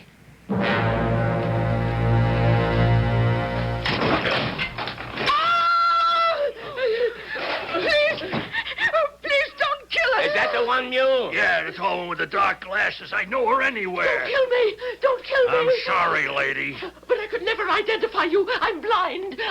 Pay no attention. Do what you have to do. Freeze! We're police officers. Drop it. Both guns. That's it. Stand still. You ladies okay?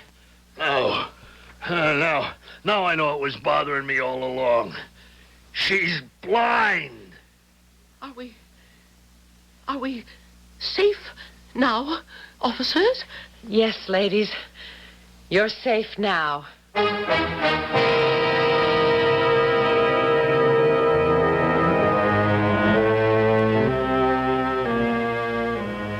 And so are Mule and Chappie, safe for many years at the state penitentiary, where both of them are serving long terms without parole. And so what did we give you? Life among some very ordinary people. What appeared to be a routine holdup, but you should know by now, nothing is ever routine on our show, as I shall demonstrate when I return in just a few seconds.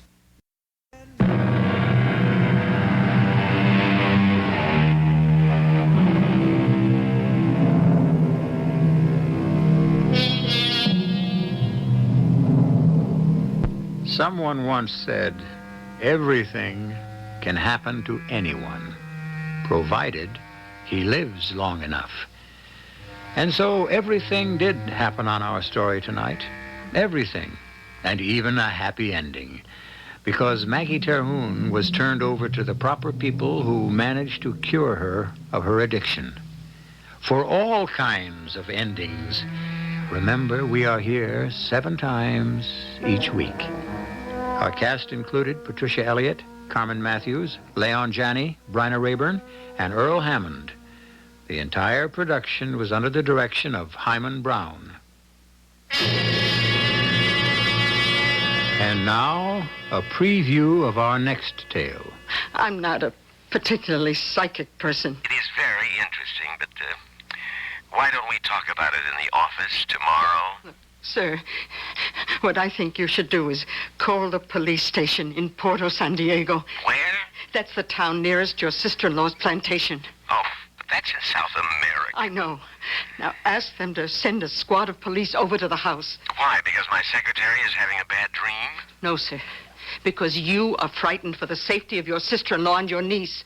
But who'd want to harm them? Please. But I'm maybe 10,000 miles away. Sir, you're William J. Big Bill Rawlinson. When you talk, people listen. Will you call the police now? All right, I'll handle it. You're not saying this just to quiet me. I said I'll handle it. Do it now. It's the only way we can save them. This is E.G. Marshall inviting you to return to our Mystery Theater for another adventure in the macabre. Until next time, pleasant dreams.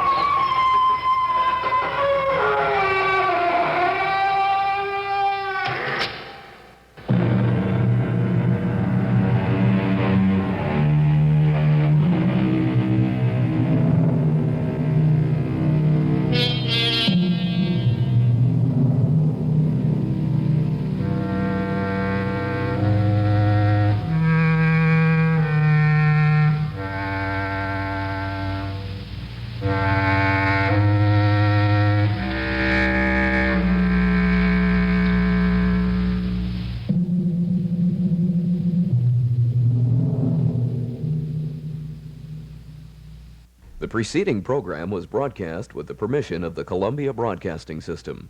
Public radio for a growing community. WUWM, Milwaukee.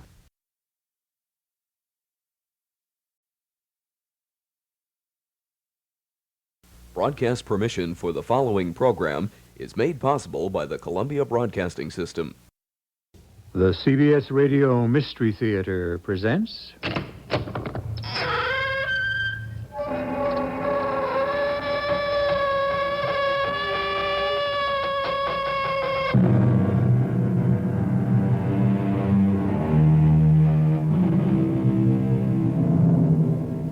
Come in. Welcome. I'm E.G. Marshall. Have you ever thought to yourself how much of your life is spent in dreams? Not only those that delight or haunt you in your sleeping hours, but the ones that are present in your waking hours. Dreams of happiness or despair, bright and possible in the morning, or gray and despondent in the tiredness of evening. Dreams of romance and acclaim, or dreams of bitter violence and shocking mayhem. Just as I said, it's a ghost town. Not the way I see it, School Mom. You better take a closer look. Hey, why, you crazy loco? Hold on! We're going in a skid! Hang on!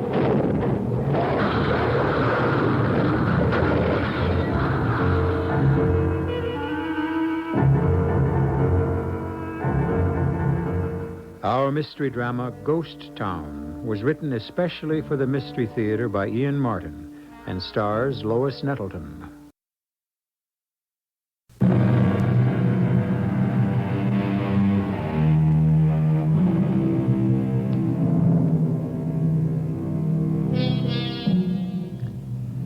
From Salt Lake City, if you were driving on vacation and wanted to wander through fresh countryside, you could forget Interstate 15 into Los Angeles and choose Route 6. And if you were Sarah Conway, teacher, looking for general background for your doctorate and preparing your thesis on the gold rush that shaped American history, you might wander even further afield into that dread nightmare desert known as Death Valley. And in it, to a place beyond death, a ghost among ghosts. Well, Sheriff, still here? I got to get a statement from Miss Conway. Finish the autopsy? Yes. I want to talk to you about that. I'm going to want to talk to you about it, Doctor. But first, if there's any chance that Miss Conway might... Oh, no, don't worry about that. A night's rest, medication, supportive treatment have done her wonders. Matter of fact, she might be able to give you enough right now, Sheriff. Oh, you mean it's all right to question her? Well, that depends on whether she's up to answering. Let me talk to her first. Miss Conway? Dr. Garvey, how do you feel? Oh, as if I'd been wrung through a mincer and broiled slowly on an open fire. So you have, in a sense. How's the headache? From the accident? Mm-hmm. Oh, that one's gone. I've another one now. What happened? Well, that's what we'd like to know. We? Yeah, Sheriff Brenner is with me. Howdy, Miss Conway. We sure are mighty sorry to bother you. Oh, I wish you were all I had to bother me. Des, I mean, well, you know who I mean. Even if I don't know who I mean. Is he dead? You mean Desmond Pogue? Yes. The man who was found with you near the car, if that's his name, he is most assuredly dead. You sound strange, the way you talk about him. Do I? Well, I gather you feel a little, strange about him yourself. Yes. Oh, yes. My car? Well, I'm afraid that's a total wreck, Miss Conway. Oh, dear. How'll I get home? No need to worry about that. Your brother is driving in tomorrow from the coast. I hope you didn't alarm my family. Well, now, I reckon the shoe was on the other foot, Miss Conway. They kind of alarmed us first when you turned up missing. A good thing they did, and we found you in time. In time? You were in shock. Pretty totally dehydrated, a moderate to severe concussion, several badly cracked ribs. But I'm all right now. You have some physical discomforts for a while, but your body fluids have been restored. The ribs are taped. The concussion doesn't appear to have been too severe, although you may have some after effects of head pain, dizziness. I wish I was sure that I won't have that all my life. And sure of what really happened. Well, now, Miss Conway, you want to try to tell us? Yes, I'll try. Oh, let me think. Where was I when you found me? Right where your car had overturned, smack in the middle of the valley. Oh, yes, about halfway through, yes. We just passed some place called Furnace Creek. Oh, that's it. The middle of hell. The temperature there pretty near never goes below 100. And can get as high as 130 degrees plus this time of year. Especially down that old back road you were driving. That wasn't my fault. Des Pogue made you turn off? Yes. Now, why? You know who I am? Well, we know you're a school teacher from Los Angeles and that you were on vacation. Yes, well, sort of. I'd been in Salt Lake, and I'd covered most of the territory south and west of there. So I decided I'd sort of head back, splitting in between them through the country I hadn't seen. Oh, what'd you come down, Route 6? Yes, to Tonopah. And then I came south on 95 to Scotty's Junction. And I decided I really ought to go through Death Valley. Well, anyway, I got just past a little place called Scotty's Castle, and I looked at my gas gauge. It was pitilessly hot. Hard to breathe, even. And I figured before I went through the valley, I'd better get my gas tank filled. So I pulled up to a lone gas pump in front of a kind of general store, and this old man came out. Could you fill her up, please? Regular? You going on through? Yeah, I thought I would. I mean, I've never really seen it from up north to south like this. Well, I wouldn't recommend it. Not on no day like today. It is awfully hot. You ain't felt nothing yet. Time you get to the bottom of the valley, you're pretty near 300 feet below sea level. Like trying to breathe in one of them steam baths. Well, it isn't all that far, is it? Oh, not in a car, I reckon. About 100 miles. And if it gets too much for you, you could always turn off where 58 comes on across, or 190. Well, we'll see. I would like to see the whole valley. Whatever you say. But you get to the bottom, I swear you could fry an egg on the rock and never have to turn it over to get it cooked both sides. Do you have a ladies' room? Right around the side of the house. Doors open. We don't use keys this part of the country. I tried running some cold water on my wrists, splashing it on my face. My dress was literally plastered to me. So I changed into some shorts and a sleeveless blouse. I didn't feel any cooler, but at least I was drier. When I came out, the man had gone into the store. I went in and paid him and bought some cold drinks. Then I came back to the car and began my trip into Death Valley. Within a mile, I was bathed in perspiration. And I'd pretty much made up my mind I would turn off where the man said, "Get out of that sweat bath." I turned on the radio to see if maybe I could pick up a weather report. And while I was flicking the dial, my eyes were taking in the desolate country. Dry, baked, salt-encrusted, sweeping away barren to the great mountains. Then, all of a sudden, my attention was held by the voice from the radio. Escaping from the high-security state sanitarium, he savagely beat one guard who's still in a coma and severely injured another. Now, as sheriff of this county... Turn it off, lady. Watch it now. Just stay on the road. Turn that squawk box off. This is a gun in the back of your neck. That's better. No. Don't slow down. Just keep driving. How'd you get in my car? When you went to the ladies' room, I climbed in the back. It's hot and old get out back here. I'm coming up front. Who are you? I'm a dangerous nut. Didn't you hear? You mean you're the man? The one the sheriff was talking about? That's me. Des Pogue. What's your name? Why, Don't make no difference to me. All I want is just a handle to call you. My name is Sarah Conway. You're a right cute little kitten. What are you doing heading into Death Valley all alone? Well, I'm on my way home. To where? Los Angeles. From where? Well, the last big city I was in Salt Lake. Why'd anyone in his right mind pick this route to travel? Curiosity. Oh, yeah?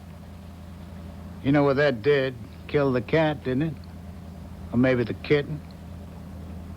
What was you so curious about? I'm interested in anything that has a gold mining background. Oh, yeah? How come? As background for my doctor's thesis. What are you, school teacher? Something like that? No, not something like that. I am a school teacher. Tell me something. When they had me locked up, long ways from here, I did a lot of reading. I'm no educated man, but there was this thing I was trying to puzzle out. Maybe you being a school teacher could help. What were you trying to puzzle out? You believe in the notion of the bad seed? Like if you plant some cactus-like and the first seed ever has got something wrong with it? Why, every plant that old cactus throws from then on in would be the same? Well, if you want my opinion, I'd say that was a generally exploded theory. Oh, yeah? How come you think you know so much, little old kitten schoolma'am? You ever hear the real Des Pogue? I don't understand. His real name was Desperado. What are you slowing down for? Well, we're coming to Route 190. This is where I turn off. Oh, no, you don't. Not now. You're taking me where I want to go. Where's that? You just keep on driving down to Furnace Creek, and then I'll tell you how to swing off to where we're going. But where are we going? Well, we're going back to Bone Dry Gulch to see if I can meet up with the first Des Pogue. The one I was telling you about. Near as I can figure, my great-great-grandfather. But that's 4 generations. He'd have to be dead for nearly 100 years. Now, see, Miss Schoolma'am, that's something I come a long ways to make real sure of. And if I can fix it right, I'm going to make certain sure he did die, good and proper. So I could never have been. You just keep on driving, ma'am. Unless you want to join the both of us.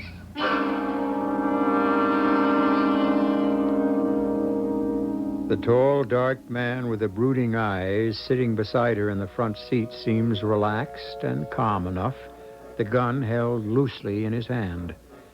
But his fixed gaze and his irrational statements constantly stir the butterflies in Sarah Conway's stomach and send worms of fear wriggling along her backbone. For there is no question that Des Pogue, if that's his name, is stark, staring mad. I shall return shortly with Act Two.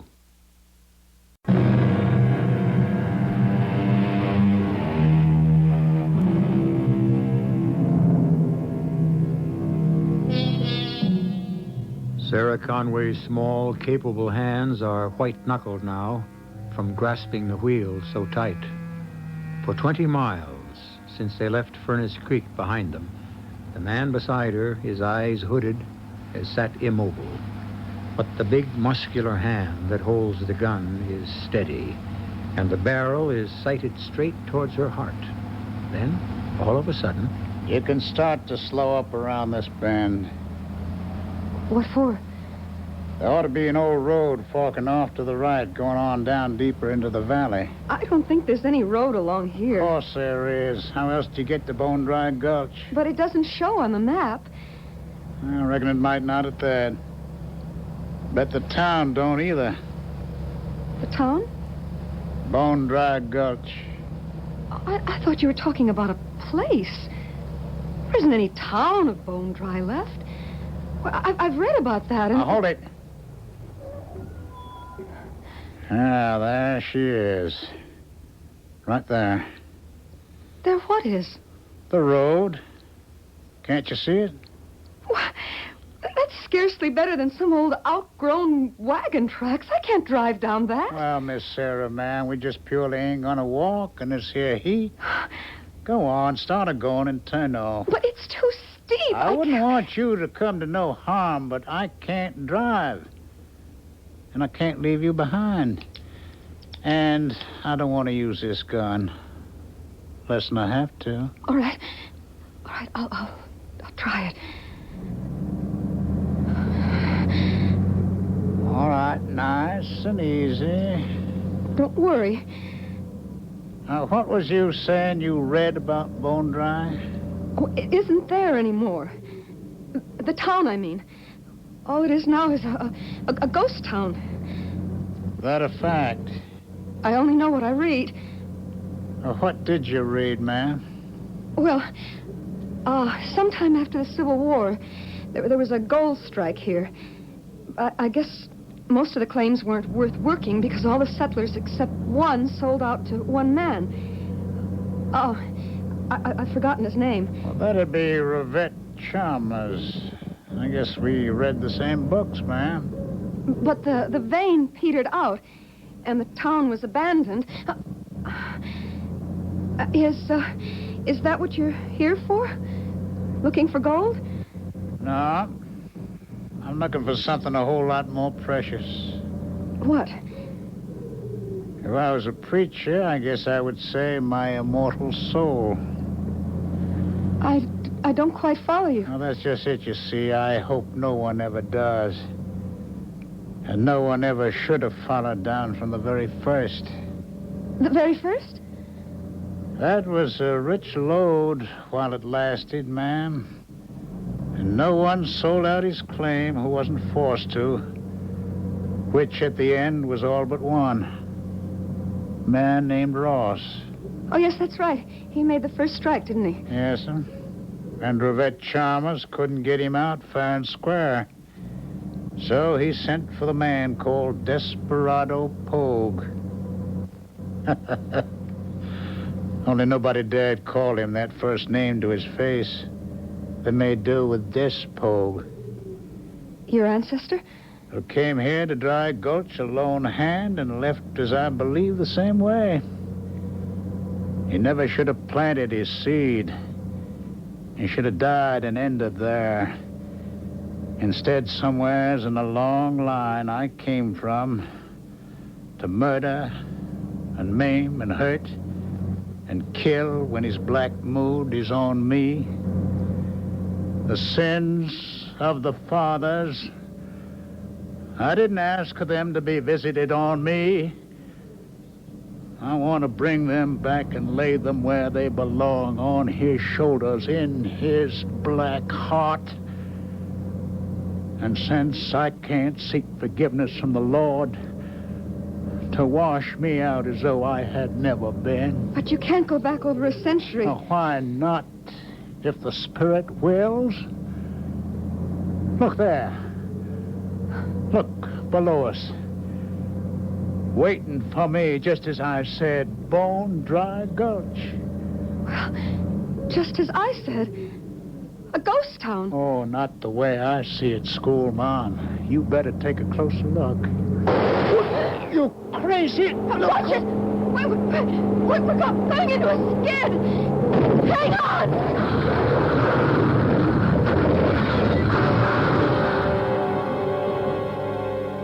Just as I tried to grab his gun, a tire blew, and the car slewed, sliding toward the road edge.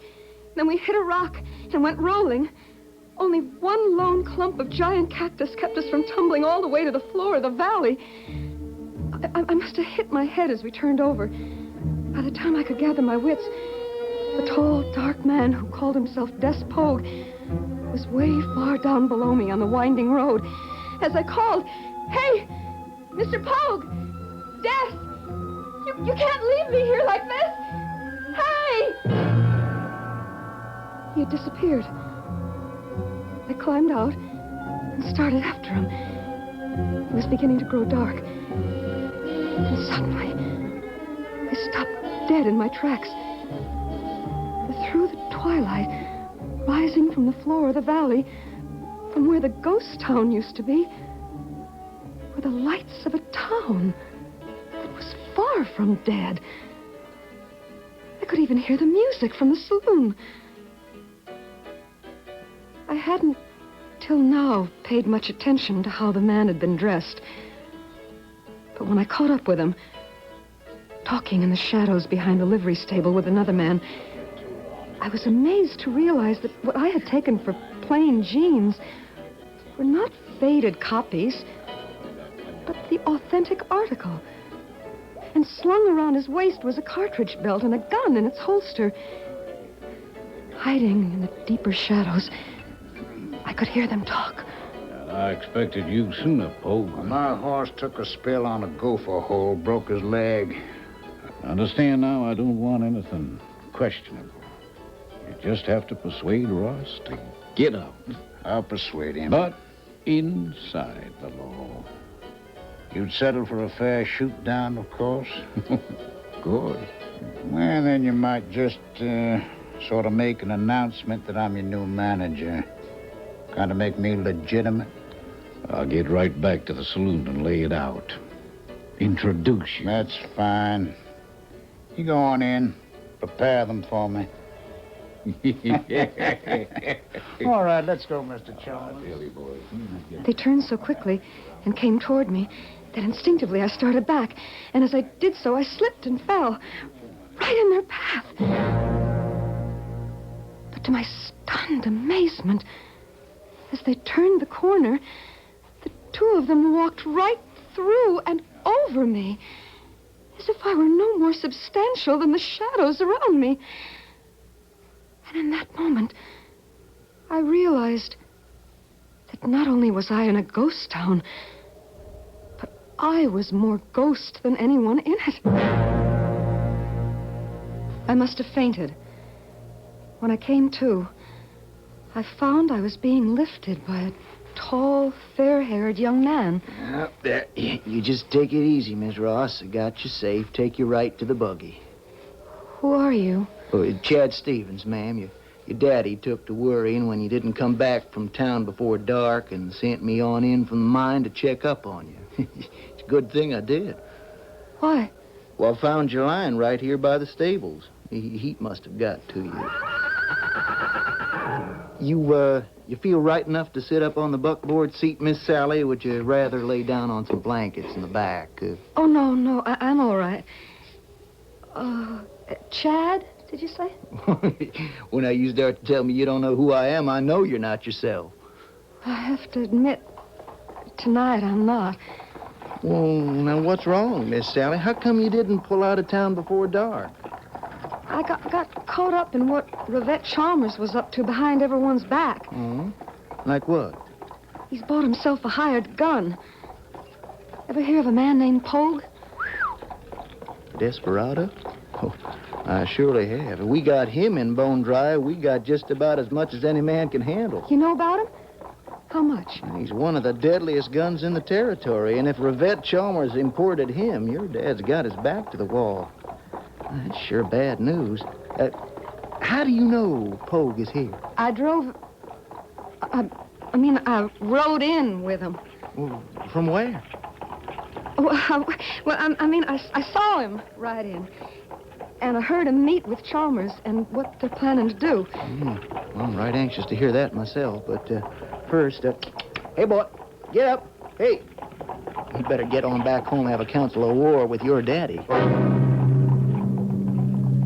Chad whipped up the horse that was pulling the buckboard to a steady lope.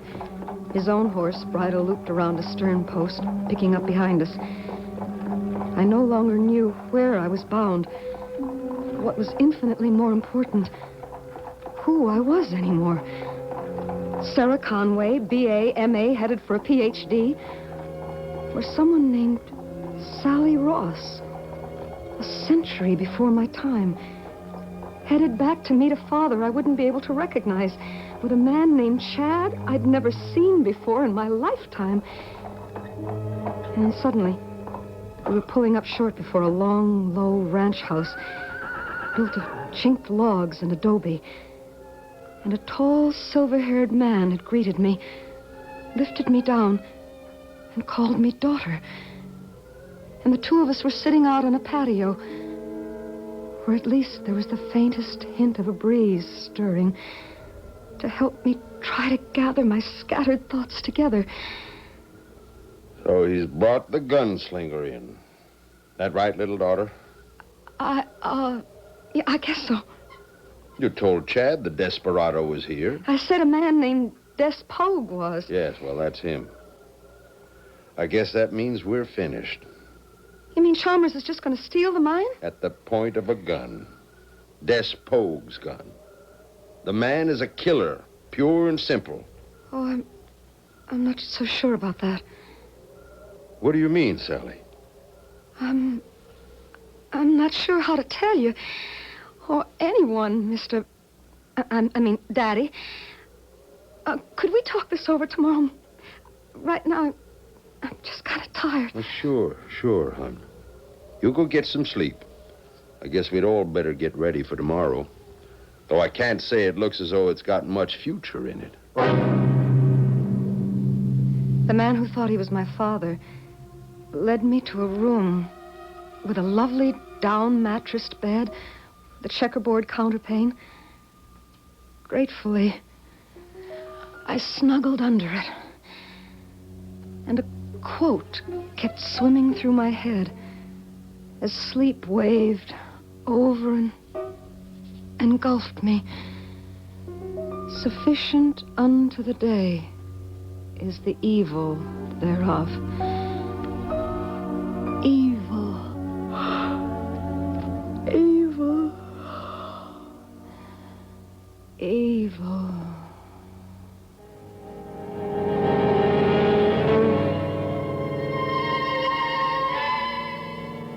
But who went to sleep?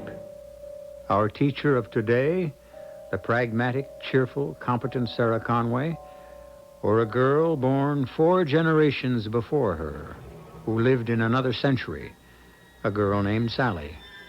And the link between the centuries, which aspect of the man is he? The sad, guilty Des Pogue fighting insanity and a kind of undying remorse, or the smooth, suave, impersonal gun killer of the 19th century? I shall return shortly with Act 3.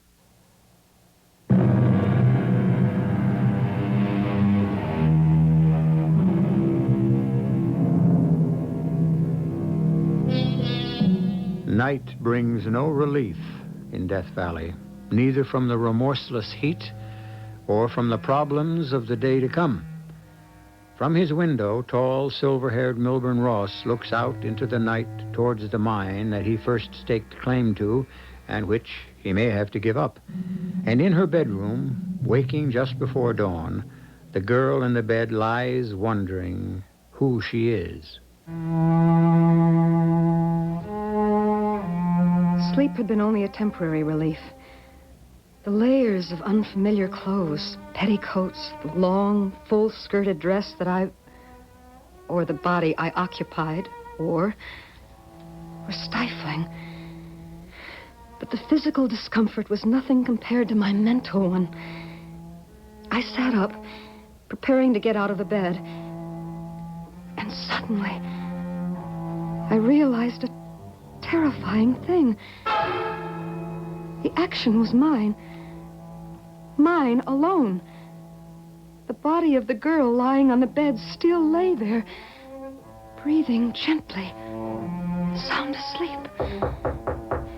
A knock on the door left me with an immediate decision. Try to burrow my way back into her body, but it was already too late, for the girl was stirring and answering. Yes? Who is it? It's Dad, honey. Can I come in? Just a minute, Daddy. Let me put on some... give me a minute. Take your time, Sally. The girl was looking at herself, amazed to find herself fully clothed. As I watched, she rose and went to a small commode. She took a pitcher of water from beneath and, pouring some of it in the basin on top, washed her face quickly. Then, completely unaware of my presence, she almost, like Desmond Pogue in Mr. Chalmers the night before, walked right through me. As she went to brush her hair quickly before she opened the door. Oh, what's wrong, Daddy? You dressed already, girl? Why? What time is it? Morning. Nigh on to sunup. May I come in? Of course. Sunup? This is the dress I was wearing yesterday afternoon. You mean I slept in my clothes? Reckon you must have. You was mighty strange last night. What happened to you in town? Daddy, hold me a minute. Oh, sure. Sure, little bird. I got you safe. No need to tremble. You're going to be all right. Just tell me about yesterday. That's just the trouble. So much of it is a blank. What do you mean, a blank? Well, I guess it must have been the heat. I forgot my sunbonnet. Oh, you shouldn't have taken a chance on a heat stroke like that. Oh, I know, but my hair's so thick and it didn't seem to bother. And I remember seeing Mrs. Warmden and Mrs. Davis and Jean Tatum and passing the time of day. And I put up the rig and the horse at Joshua Trent's stable, and I did all my shopping at the store. When was that? Well, the sun was pretty low by then. I spent a long time looking through materials. How are you feeling then? Well, just fine, Daddy. I remember everything so clearly till just after I met that strange man. What strange man? It was just after I got through in the general store, and I was heading back for the livery stable. The streets were all deserted, and dusk was a-falling. And suddenly, he came out of nowhere. This tall, dark man was coming down the sidewalk towards me. I wasn't paying him much heed till we got real close. And I realized he wasn't going to step aside for me. Pretty young lady like you ought to look where she's going. Well, I knew where I was going. I expected you to step aside. Now, why would I do that? Any gentleman would. Who said I was a gentleman? Well, certainly nobody would now. Running right into me this way. Aren't you ashamed? Nope. What? I ain't ashamed. If I'd stepped aside, I wouldn't have you in my arms. Now, this is better than being a gentleman any day. Oh, now, you just let me go. Oh, not for a minute. Take your hands off me. Not till you tell me what your name is. My name is Sally Ross, and my father's name is Milburn Ross, and he's an important man in this town, and if you don't let me go, he'll make you sorry. Oh, would he now? Well, that wouldn't be Mr. Ross of the Ross Chalmers mine, would it? That's just who he is. And if he was to see the way you're handling me, he'd ride you out of town on a rail. Oh, is that a fact? Okay, little bird. I'll let you go this time. Only next time I won't make it so easy. You just tell your daddy any time he's looking for a fight, I'll be waiting for him right over there in the hotel. Evening, ma'am. Hey, you. What's your name? You tell your daddy that I'm the man Mr. Chalmers just hired as the new manager of the mine. Well, I was just fit to be tied, Daddy. I was just boiling inside, and I just felt unclean everywhere his hands had pawed over me. Sally, did that man do anything else to you? What else, Daddy? He didn't follow you to where Chad found you behind the livery stable and... No, nobody followed me. You're sure? Well, how did you faint then? That's not like you. Well, I'd forgotten my bonnet and... Maybe. But you wouldn't have a delayed reaction to heat like that. And he said he was going to be the new manager of the mine? He said Mr. Chalmers had made him that. Daddy? Daddy, where are you going? No man is going to steal my mine away from me or manhandle my daughter. I'm going to find Des Pogue and have him run out of town. I barely had time to slip through the door before he had slammed it shut and turned the heavy key. I followed him downstairs, where he called out to Chad to hitch up the buckboard. I waited while he opened the safe and took out some envelopes, and he strapped on a belt and an old single-action Colt. Then he headed for the stable. What do you think you're doing, Chad? I'm going with you, sir. Oh, no, you're not. You're staying behind here to take care of Sally in case anything happens to me. Now, here, you take these envelopes. Mr. Ross, Son, I can't let you... Son, you haven't ever handled a gun. I have. Well, not the way a slinger like Des Pogue can. Well, we'll hope it won't come to that. In case it does, that's my will and the deed to the mine and the combination to the safe. And this here's the key to Sally's room. I locked her in. Don't you let her out until I'm gone. Mr. Ross, please, sir, don't do it. There's some things a man just naturally has to do, Chad, even when he don't want to. Hey, boy, yep. Long before he had started out for town, I'd scrambled into the wagon. That was one wild ride. And I was bruised and battered and dirtied as the swaying wagon threw me from side to side. Coming into the main street of town, he'd barely slowed down till we got to the hotel and came skidding to a halt. Oh, boy. Hold up there. Hold up, boy. He got out of the wagon, hitched the horse, and strode up the steps across the porch and into the hotel. I was right on his heels. There was a dining room to one side, and Des Pogue and Chalmers were sitting there, gun belts draped over the back of a chair between them. You, Des Pogue? Yep. I reckon you must be old Daddy Ross. Now, hold it a minute. I just want to know two things from you, Chalmers. Then you can go on talking, or keep your mouth shut. Oh, man, what are you so hard under the collar? Did you hire this cheap gunslinger to be manager of the mine? Well, now, you know we need a good manager to keep the man in line. That's my job, so you can fire him right now. Now, just a minute. If you're all riled up... All right, then I will. You're fired. Now, go on. Get out of town. You're mighty brave with a gun in your hand, ain't you? On your feet, and start marching. No, old man. Won't work that way. See, I kind of taken a liking to that baby doll of yours. So even if I was to leave town right now, I'd be back with another gun. No, sir. Only one way I'm leaving this town. In a box. You want to shoot me so they can put me there? I ought to shoot you down like a dog. But I can't. So we'll just have to settle it outside. Strap on your gun. I'll be waiting for you. I knew Mr. Ross didn't stand a chance against a killer like Pogue. So while they were talking, I kneeled and pulled out Des Pogue's gun. Flipping open the cylinder, I shook the shells out onto the rug beneath the table, swung the cylinder back in place, and slipped the gun into the holster. I kept my fingers crossed when Pogue hitched on his belt, but he only flipped the butt of his gun a little to make sure it would slide out easy on the draw, and followed out onto the street. That's all I remember, Sheriff. Till I came to, trapped behind the wheel. And Des Pogue lying out there in the dust. The way we found you. Yeah. I'm sort of tired now. Well, that's quite enough. Come on, Sheriff. No, just one more question. You know we found this gun lying on the seat beside you. That's the gun the man in the car had. The one who said he was Des Pogue. Yes. You can identify it?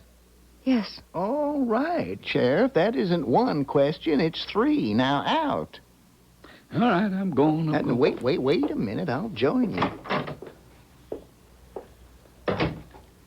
Some story, huh? Yeah. Now, what would you call that as a medical man? Hallucination? I wish I knew. You know, it's a funny thing. There was a real Des Pogue, you know. I remember my old granddaddy used to talk about him. What happened to him? Oh, I don't guess anyone really knows how he ended up. Was the man who abducted Sarah Conway, was his real name Des Pogue, too? Well, now, we're going to have to check that out. There's some fellas on the way down from the state asylum to identify him right now. You know, I'm kind of sorry to think that poor little lady in there had to shoot him dead. Well, you don't mean to bring charges against her. Oh, I got to, just as a matter of form. I'm sure it'll be written off as self-defense. If I were you, Hiram, I'd figure out some way the gun just went off in his hand. Or either he died by accident or maybe suicide. Well, why? You asked me if Sarah Conway's story was hallucination. I said I wished I knew. I'm going to tell you why I said that. The gun you're holding is a modern .38 caliber double action, right? Yeah. So chew on this. You know, guns are a hobby of mine. I qualify as an expert. The bullet that I dug out of the corpse, whoever he was, isn't made anymore today. And it couldn't have come from that gun. That bullet could only have been fired by an old Colt single-action .44.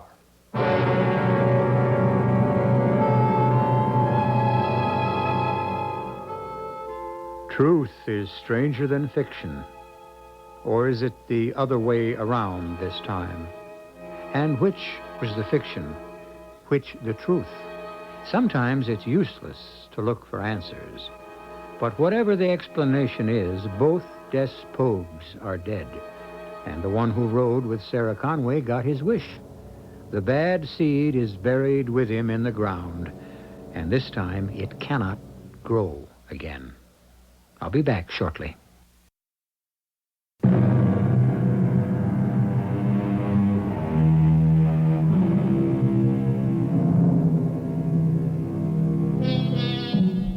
There was some delay in the arrival of the men from the state sanatorium. And by the time of their arrival, positive identification of the dead man as the escapee had to be made through his teeth, because by some strange chemical reaction caused by the pitiless sun and the virtual lime pit in which the body had come to rest, the flesh had disintegrated as though the corpse had been exhumed from a century-old grave. Our cast included Lois Nettleton, Ralph Bell, Ian Martin, Nat Polan, and Russell Horton. The entire production was under the direction of Hyman Brown. And now, a preview of our next tale. You have my daughter completely under your spell, Mr. I don't believe we've exchanged names or cards. Ah, there's no need for formalities here. We're all children of the fates. 'Twas all ordained, eh? So, hear my story now. Indulge an older man. What would you guess my years to be then, sir? Well, it's hard to say. The 50s? Middle, perhaps? Oh, yeah. A long span of years beyond that. And a long span still to go. I've a way of thinking you were led to this door. And that what I have to tell you may affect the rest of your lives. This is E.G. Marshall inviting you to return to our Mystery Theater for another adventure in the macabre. Until next time, pleasant dreams.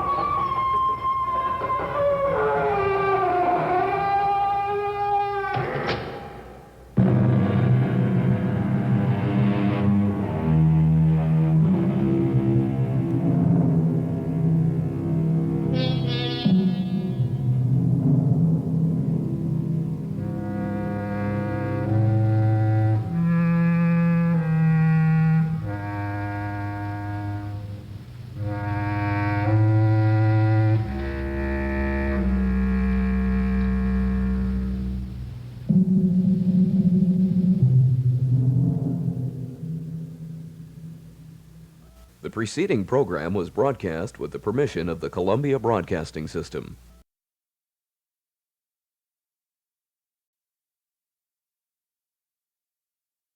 Broadcast permission for the following program is made possible by the Columbia Broadcasting System. The CBS Radio Mystery Theater presents...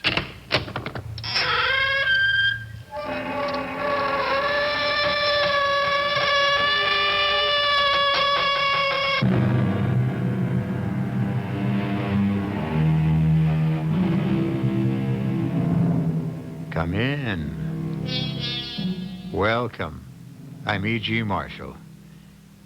As he looks into the face of death at the hands of his enemies, Shakespeare's young King Richard II says, "The love of wicked men converts to fear, that fear to hate, and hate turns one or both to worthy danger and deserved death." We're about to see how a kind of love became so poisoned with fear and evil that it became transformed into brutality and hatred, and finally, a kind of death. I heard what you said to my mother. Why do you hate her so? No more than I despise you, my husband. Shut your ugly mouth! You slapped me. You dared, the little weakling dared. No, stop it. Stop it, Therese. Put down that poker. You'll kill me. And if I did, it might be the best thing that happened to both of us.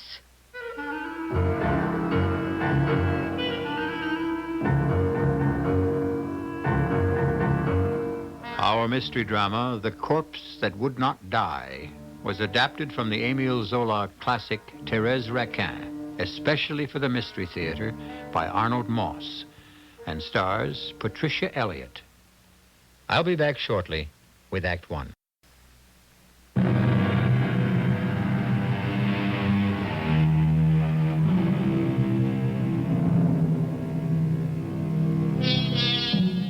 The year is 1865.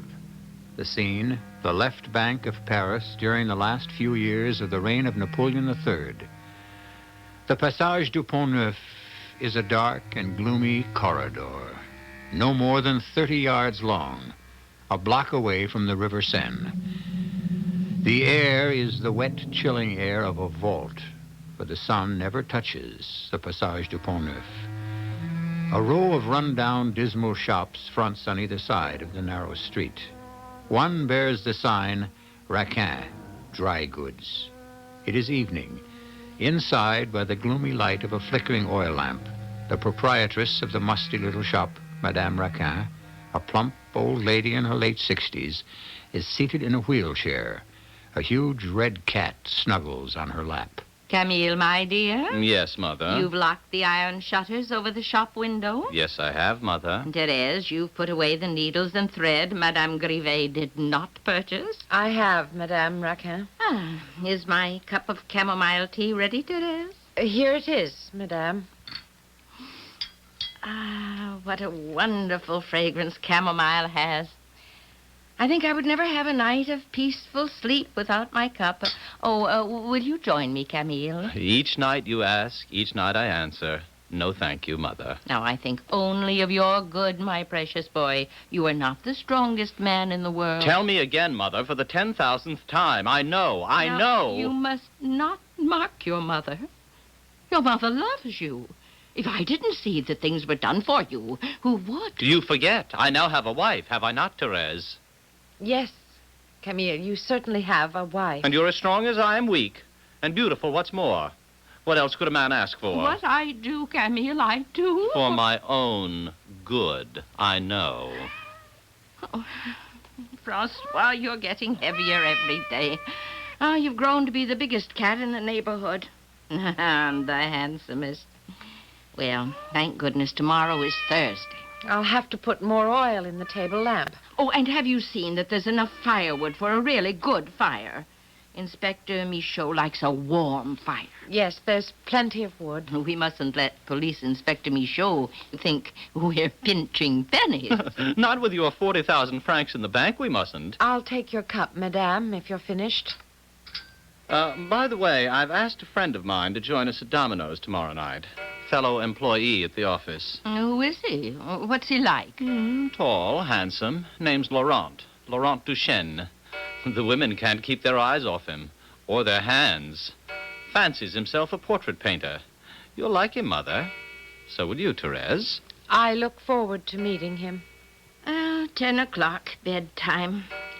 Therese, whenever you are ready to lift this poor cripple out of her wheelchair and up into her bed. I'm ready. Thank you, my dear. Up, Francois. Off my lap. Dreadful animal. You said something. No, nothing. Is there anything I can do to help? As always, just stay out of the way. Now, here we go, Madame. Your right arm round my neck. I'll go up ahead. I think the door to Mother's room is closed. If only Camille were well and strong, he would carry me to my bed. We both know that, Madame. As his wife, I have learned to live with it. The door was open all the time. There you are, Madame. I'll be back to undress you in a moment. May the time come when I shall carry you to your bedroom for the last time. What was that, Therese? Only that someday soon may the good Lord see fit to put life back into your limbs. Is there anything else, Madame? No, thank you. I'm quite sleepy. Good night to you both. Sleep well, Mother. Good night, Madame. I heard what you said to my mother. Why do you hate her so? No more than I despise you. I made my bed without realizing what I was getting into. Now I have no choice but to lie in it. I am your husband. This is your home. So you keep telling me. But for me, this is no home. It's more like a chilling, newly dug grave. Therese. Don't touch me. The touch of your hand turns my stomach. Oh. Yes, by all means, bring your friend tomorrow night. It will be refreshing to have a man in the house. Shut your ugly mouth. You slapped me. You dared. You little weakling dared. No, stop it, Therese. Now put down that poker. You'll kill me. If I did, it might be the best thing that could happen to both of us. You're sure you won't join us at Domino's, Monsieur Laurent? Not till I finish Camille's portrait. As you please. I have a 3 blank, which I place here. What do you say to that, Camille? Blank 4 here, Inspector Michaud. 4, 6 here. And double 6 here. My game again. This has been my night for dominoes. The tea, madame, if you are ready. Oh, Monsieur Duchesne, time for a cup of tea and a biscuit. Oh, thank you, madame. In a moment. A few more strokes around Camille's eyes, and his portrait will be finished. And do call me Laurent, won't you? Oh, if it pleases you. Inspector Michaud, your tea. And do finish your story about this, Bernard. Thank you. As I was saying before, this chap Bernard got away with murdering 2 of his wealthy wives. In both instances, he came up behind them while they were taking a bath in their big tin tubs, held their heads under water until they were quite dead. It wasn't until he killed the 3rd that we caught up with him. That was his big mistake. Are you saying, Inspector, that he should have done away with each of them by, varying the pattern of his murders? If he had, it might have taken us a bit longer to find him.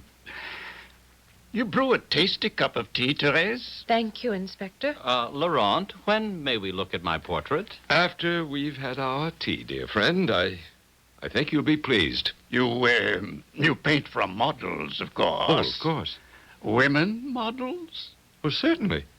Mostly what I suppose you might call, friends of mine. You mean women come to your studio and pose for you in the, without clothes? Well, of course.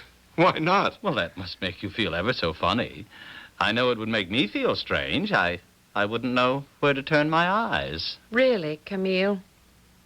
Your tea, Monsieur Laurent. Oh, thank you. You know, I once had this lovely redhead as a model. Beautiful features, firm white flesh, gorgeous body. And I was right in the middle of... Oh, dear, what have I done? Oh, I am so terribly sorry. Oh, you spilled the whole cup of tea all over Laurent's trousers. Therese, how could you be so awkward? Oh, here, let me wipe your trousers with this cloth. No, it's really all right. Oh, my hand is still shaking. Oh, please do forgive me. As though it had never happened, my dear Therese. Francoise, the cat, happened to brush by me as I was handing you the cup. No, not another word. You know, when you look at me with those big, sad, beautiful eyes, I feel that I am the one to blame. You're very kind. Oh, Therese, would you get a couple of more logs from outside? The fire's getting a bit low. Yes, madame. Yes, madame. Don't you call her mother? I do not. Excuse me. Let me help you with the logs, Therese. Oh, there's no need, Laurent. She is strong. I can carry them all alone, but if you wish... I insist. Now, let me go with you, please. The domino pieces are set up for another game. May I help myself to another biscuit? Oh, please do, Inspector. Oh, what a charming man, your painter, Camille. Yes, I'm very fond of him. He makes Therese a little nervous. Is that why she spilled the tea over him? Of course. Didn't you see that? Her hands are as steady as a rock. Not a nerve in her whole beautiful body. Inspector Michaud, you see everything. Even sometimes when there's nothing there. Perhaps. Now, you see? You were wrong, Inspector. They seem to be getting along quite well. She's not a bit nervous. And here, madame, are your logs. Thank you. Will you permit me to place 1 or 2 on the fire? Oh, thank you, Laurent. But isn't it time we saw the portrait you've been painting of Camille? Why not? Turn up the lamp, Therese. I, turn the easel so, and there it is. Oh, no. I can't believe it. I really don't believe it. Is that how I look to you, Laurent? But that's not you he's painted, Camille. Why, the features are twisted and distorted. The hair soaking with water. And the color, the greenish, the look of a man who's been drowned. Laurent, what have you done? Well, an artist only paints what he sees. But that is not a portrait of my son. What you have painted is the face of death.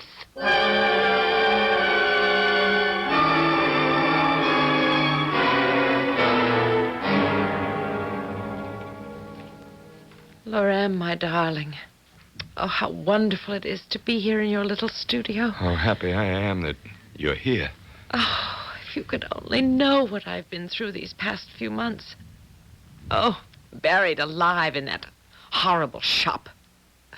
And when he puts his cold, clammy hands on me, my blood freezes. But we're changing all that, aren't we? You and I. Oh, yes. Yes, we are, my darling. Oh, Laurent, I love you so. And I love you. There's a cloud of fire that surrounds you. It burns into my body. I could never... What's wrong? These stolen moments are too few, Therese. They're not enough for me. Nor for me. I want to sleep the whole night beside you and be awakened in the morning by your warm kisses. Oh, I want that too, my love. But how can we? Accidents happen every day. Do they not? Laurent. A foot may slip. A tile could fall, and the only guilty party would be the wind. But how, Laurent? How? Trust me, my angel. I shall find a way. Did you hear anything? Outside the door. It sounded like Madame's cat, Francois. Well, how could that be? He may have followed me here. Shh. Quiet, quiet. Nobody. It's not a thing. It was only in our imagination. But why should we have both imagined the voice of Francois at the very same moment? Oh, hold me close, Laurent. I'm very afraid.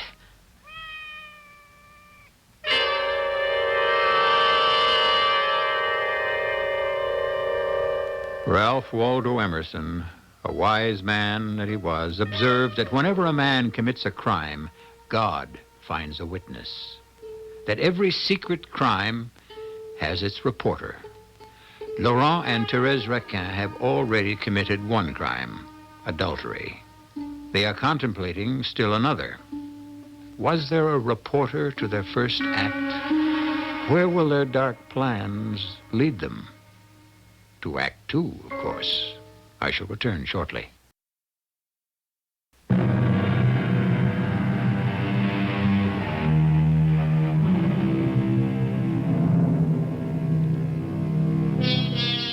It's a Sunday afternoon toward the end of September at Saint-Ouen, a beautiful wooded section on the outskirts of Paris, along the River Seine, where the less fashionable Parisians of 100 years ago gather for their picnics.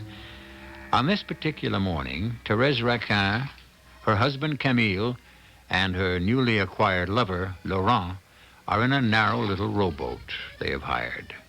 They've spotted a tiny island in the river away from the Sunday crowds, where they can set up their picnic lunch in a clearing among the trees. There, we shouldn't have too much farther to go. A few minutes, no more, and we should be there, Laurent. Well, take your time. We're not in all that much of a hurry. Oh, sorry. Keep the boat steady, please. I will, of course. Now, remember, I can't swim, not a stroke. When I was a child, Mother never allowed me to swim. Of course, you, on the other hand... Like a fish, Camille, like a fish. We're going to have the island all to ourselves. Oh, the water looks so cold and forbidding. This must be the deepest part of the river. Since we're in no particular hurry, is it all right if we just drift for a while? Well, why not? Just don't move about, either of you, please. Oh, everything is so beautiful. So quiet and peaceful. We can hardly see the people on the shore, and nobody can see us. It's our own little world. Floating here on the river with my wife and my best friend. I wish this moment would never have to come to an end. Yes, but like everything else, dear friends, it must. In fact, it has. For you, Camille. What are you doing, Laurent? You'll upset the boat. We'll all fall into the river. We'll drown. No, not all of us, Camille. Not all of us. Stop him. Stop him. Therese, stop him. Hold on to yours, Therese. I've got him. He can't get away. He's holding onto the side of the boat. We'll take care of that. I put on his fingers. So. Now, over the side, my boy, into the... He's sunk his teeth into the flesh of my neck. Let go, Camille, let go. Now into the river, my friend. Start rowing, Therese, while I hold his head under the water. So.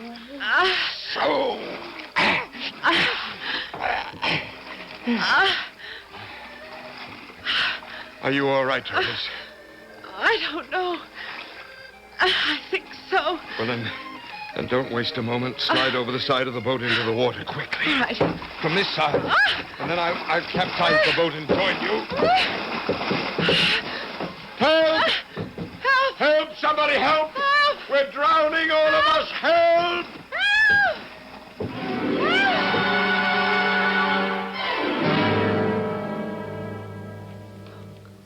And that, Inspector Michaud, is exactly what happened. When the boat overturned, I reached first to save Therese, and by the time I'd rescued her, it was too late, alas, for poor Camille. He disappeared under the waters of the Seine. Dear me, how dreadful. Monsieur Laurent, how shall we break the news to his dear mother? That's exactly why I came to you, Inspector. You, as a former policeman, as well as one of Madame's oldest friends... You did well, Monsieur Laurent. Poor Therese, so young and a widow. What will become of her, I wonder? Who's to console her? It would be an honor and a privilege to do whatever I could for the widow of one of my dearest friends. So?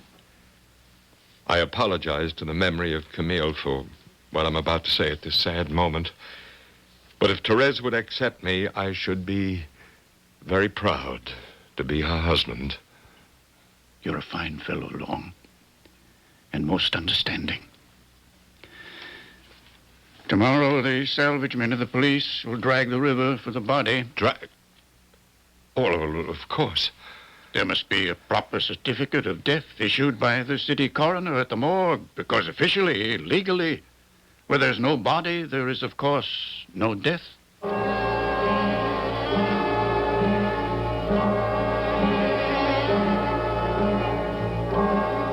Good morning, monsieur. You're bright and early, as usual. I must find the body of Camille Raquin. So you say each morning you come here to the morgue to visit my unfortunate guests. Oh. Still not used to it after coming here every morning for, what is it, over a week? Well, it's the smell, the dampness of the walls, the rows of gray stone slabs. Yes, takes getting used to. This way, please. Here. Would this one be your friend? Well, it's a little hard to tell. The flesh is so That's him. That's Camille. They found him at last. Now, don't take it too hard, monsieur. We all have to go sometime, sooner or later. The eyes. The lids are wide open. The eyes are staring right at me. Easy, monsieur. You're sure he's the one? Oh, yes, I am. But all you have to do now is to swear to the identity of the corpse, and a legal certification of death will be issued to the police. Thank you, monsieur. And, for your trouble? Oh, the gentleman is most generous. Thank you, monsieur. Not at all. That certificate of death may well be worth some 40,000 francs.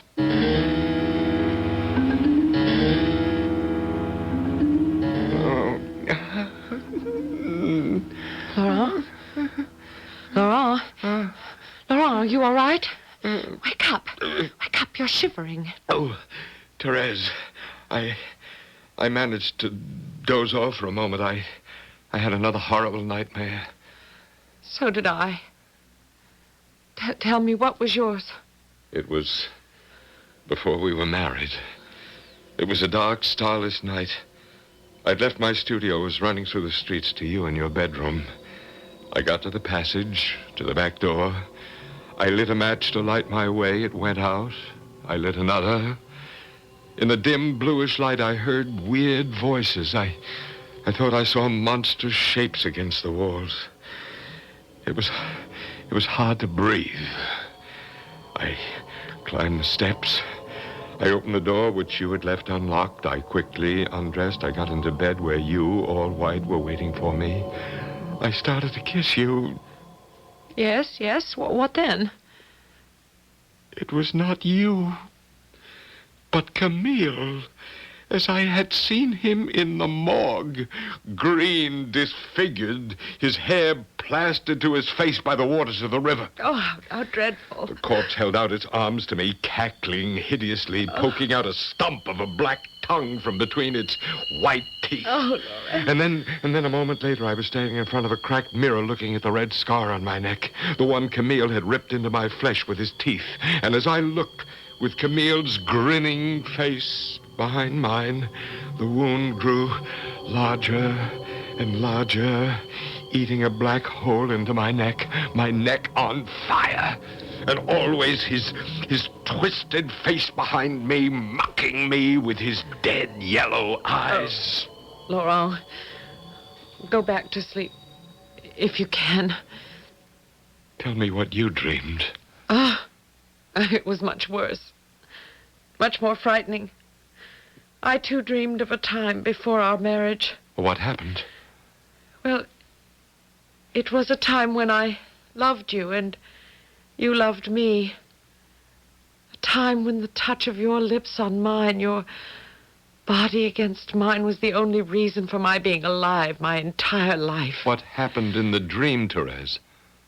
You embraced me. You kissed me. We became one. And then?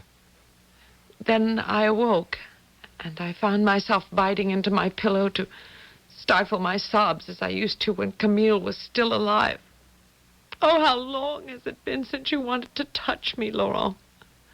How long has it been since I wanted to touch you? Why is it?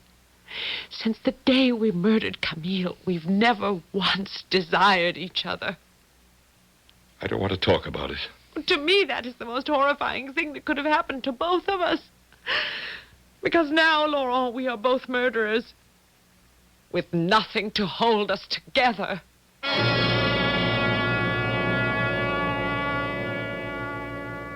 How long have you been sitting there, staring into the flames? I couldn't sleep. I was cold. I got out of bed and lit a fire. We killed Camille. His corpse is always here between us. His dead body is turning our limbs to ice. Therese, look. Where? What is it? There, in that shadowy corner over there. He's followed us here. It's Camille. Where? Don't move, Therese. How green his face is and how thin. How yellow those staring eyes.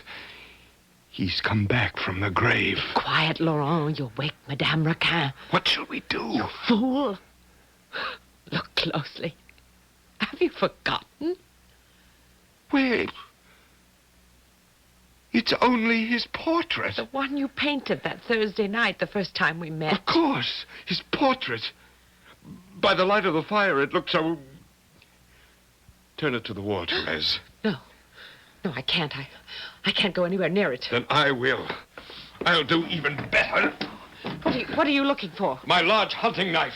It's there, on top of the dresser. You remember how upset the old woman was when she looked at the portrait the first time? She said it was not Camille's face you had painted, but the face of death. Mm-hmm. How right she was. Now neither she, nor you, nor I will ever have to look at it again. Ever. Oh! Laurent, what are you doing? Never again. Never. Never. Never.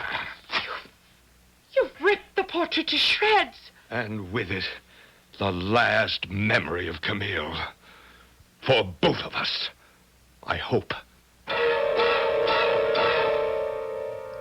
In the writings of an ancient Roman philosopher, we find these words.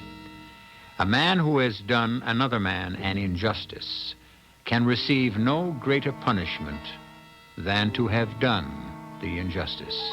And however harsh his punishment, no penalty can be more brutal than the whipping he takes from his own guilt. true. I shall return shortly with Act 3.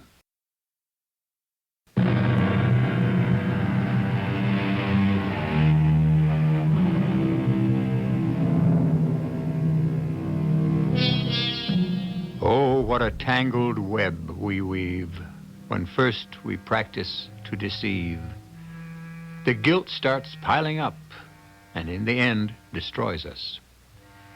Therese and her husband Laurent have already wrecked what love there ever was between them by the murder of Camille. How much further will their guilt lead them? It's another Thursday evening. In the dingy little room behind her tiny dry goods shop, Madame Raquin sits in her wheelchair, the cat Francois on her lap, playing dominoes with her old friend, Police Inspector Michaud. And I place my double blank here, madame, next to your 6 blank. What do you say to that? I say, Inspector Michaud, that you remained a bachelor all your life because you couldn't be all that lucky, both at love and at domino. 10 o'clock, madame. Time for bed. Oh, already? Well, so it is, so it is. Would you like me to carry you upstairs, Mother? Oh, that's very kind of you, Laurent, my boy, but Therese is used to it by now. Up we go. So... Good night, Michaud. Perhaps I'll have better luck next Thursday. Good night, Laurent. Good night, Madame Raquin. Sleep well, Mother. The old girl is slowing down a bit, I fear. Yes, I'm afraid so. That case you were telling us about before, I didn't quite follow you. The young woman who was drowned. Oh, that one. Not a trace of water in her lungs, which led the authorities to believe she had died of natural causes. And what made them change their minds? A person can drown or be drowned if he's taken by surprise. Surprise suffocation, we call it. Not a drop of water in the lungs. It all happens Madame when... Raquin gets heavier and heavier every time I carry her up and down those stairs. Oh, time for me to go. Must get my 8 hours. Keeps me young and spry. I'll say good night to you two. Good night, Inspector. Until next Thursday. Until next Thursday. Next Thursday. Beautiful night, isn't it? That stupid, boring old fool. Why can't we just pack up and leave? Start a new life somewhere. Anywhere. But what would we use for money? When that miserable old woman signs a paper handing over her 40,000 francs to us, we can think about going away. But not before. But even if we were to... Yes, Laurent? Even if we went to the ends of the earth, he would follow us. Camille. Who else? When we lie awake at night in our bed, you near one edge, I near the other, he lies there between us. Stop saying those things. No, I tell you, Therese, I can hear him breathing. I can feel his cold, wet body next to mine, turning the sheets to ice. Therese, you're not really a widow. You never were. What are you saying? You're still married to the man we drowned. There's somebody at the front door. Do you hear it? Who could it be in the middle of the night? Don't move. I'll see. No, it's Francois. I didn't know he was still out. I thought we'd already let him in. That cursed cat! Go away! Away! Soaking wet, dripping with water. And it's a beautiful night out there. The sky is clear and filled with stars. Shh!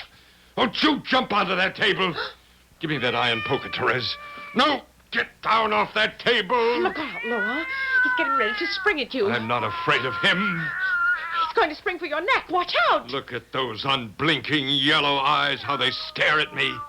And why does he drip with the smell of the river? Put down that poker, Laurent. Look out! He's going for your throat. I know who you are! Camille! I killed you once. Now stay dead, Camille. Die! Die! Let him be, Laurent. Your neck is bleeding where he bit you. Let it bleed. It's bled before. You know something, Therese. What? The day I first set eyes on you, I cursed that day. And so do I, Laurent.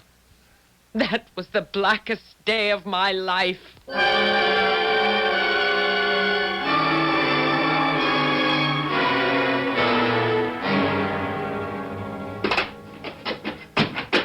Laurent, why did you throw the painting to the floor and the easel? I'm disgusted with the whole thing. I do nothing but paint, and look at them. Every one of them. They're not bad, Laurent. That's not the point. Look. Here's Monsieur Tristan, the tobacconist, and here Madame Colombe, the greengrocer, and there the 3 children of the postman. Can't you see what's wrong? Are you blind? I don't know what you're talking about. Look at the eyes, the texture of the skin, the expression on the faces. They're all the same. Every face I paint has his expression. Some feature of Camille's. On every face a look of agony and terror. I begin to see what you mean. In spite of everything I do, the mouth of each of them is distorted into an ugly grimace. The same look that was on Camille's face when we drowned him. When you drowned him. What? You picked him up. You stepped on his fingers when he clung to the side of the boat. You threw him into the river. You pushed his head into the water and kept it there as he choked out his dying breath. Therese, you're as guilty as I am of Camille's death. It's your word against mine. You liars! We planned every step of it together. Take hands off my throat. I can't breathe. I murdered Camille, and so did you. We did it together. Say so, Therese. Say so. All right. We did it together. You and I, we both murdered.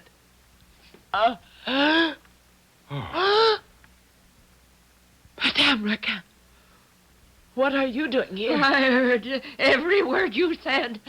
I was here in my wheelchair, in the doorway. Your backs were to me. You killed my son, my only son. You murderers. I shall call the What's wrong with her? Her body's gone rigid. Her hands and feet are stiff. She doesn't move. Only her eyes. We must call a doctor. She's had a stroke.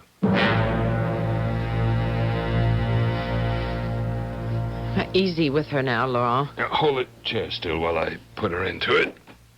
There. Oh, look at her eyes. You see us, hear us, don't you? But you can't speak a word, can you, dear madame? Nor lift so much as a finger of your dying old body. She says everything with her eyes. She accuses us with her eyes. Isn't it a pity, old lady? We murdered that miserable son of yours, Therese and I. We drowned him in the river. And nobody will ever know. Except the 3 of us. I curse you from the bottom of my soul for what you've done. Maybe it would be wiser if she didn't sit here tomorrow night when Inspector Michaud comes. Well, what harm is there? He'd ask for her, surely. Besides, the doctors told us there's no hope for her. If she ever manages to speak again, it'll be the last breath she ever takes.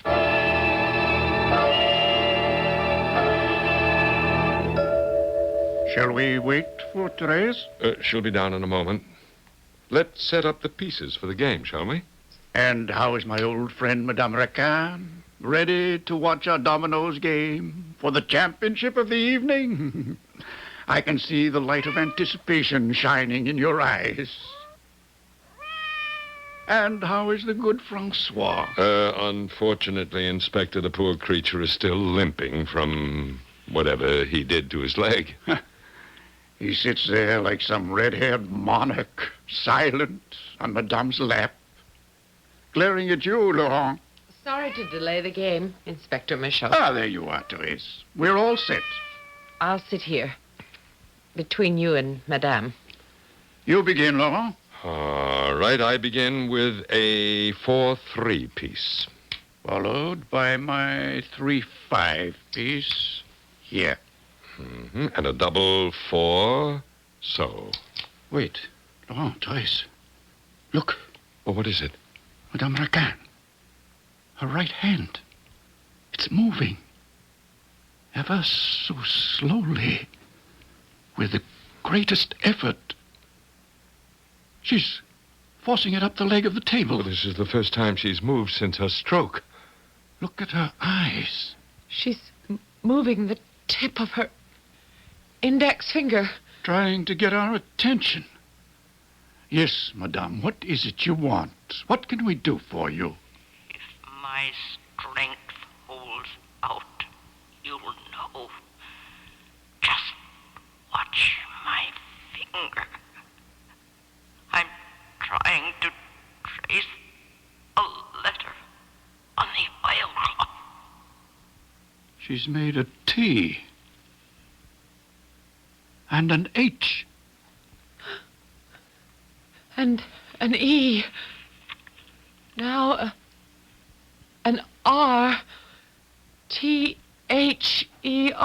She's spelling your name, Therese.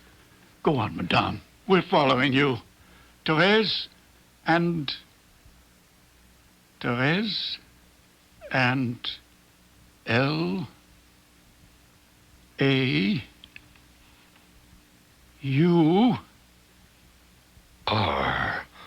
Now she's spelling your name, Laurent. Therese and Laurent.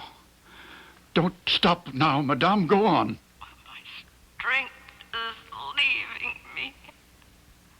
I don't know if I can go on. She's getting tired. H-A-V-E. Therese and Laurent have what? Her finger stopped. Her hand has slipped off the table and back into her lap. Has either of you any idea what she might have been trying to tell us? No, not the slightest. Therese? I wouldn't know. What could she have meant? Therese and Laurent have what? Therese and Laurent have murdered Camille. Drowned him. That's what I am trying to tell you. Drowned him.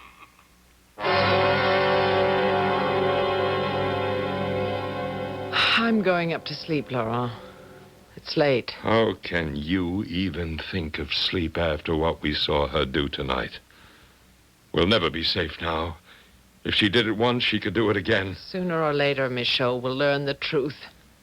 She'll find a way to tell him. Just being here in the same room with her is enough to make me sick. With her and with you. You are sick, both of you. Poisoned with guilt and by each other. You know how I despise you, Laurent. And myself. Good. Loathe each other. Torment each other from morning till night. Keep digging your own graves, then bury yourselves alive in them, while I watch you destroy yourselves and each other. And that, my dear children, that is your punishment. Camille will be avenged.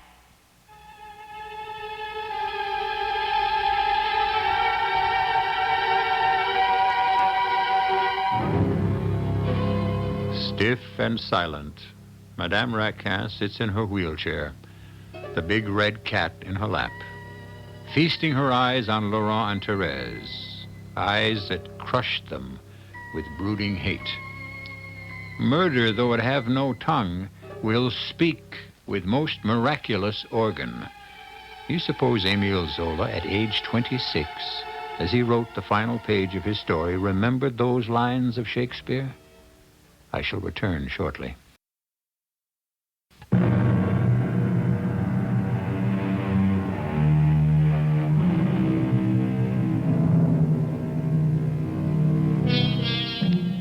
Émile Zola made this comment about Thérèse Raquin, one of the first of his many great novels. I looked at myself as a scientist. I applied to two living bodies, Therese and Laurent, the same method that a surgeon would apply to corpses. This in order to discover how conscience can drive a criminal to despair and madness, to degradation and moral decay. Our cast included Patricia Elliott, William Redfield, Mary Jane Higby, Roger DeKoven, and Arnold Moss. The entire production was under the direction of Hyman Brown. And now, a preview of our next tale. I know I shouldn't attempt any psychiatric explanations, but you know how lonesome Miss Agatha is, never making friends with the other patients here. What are you getting at?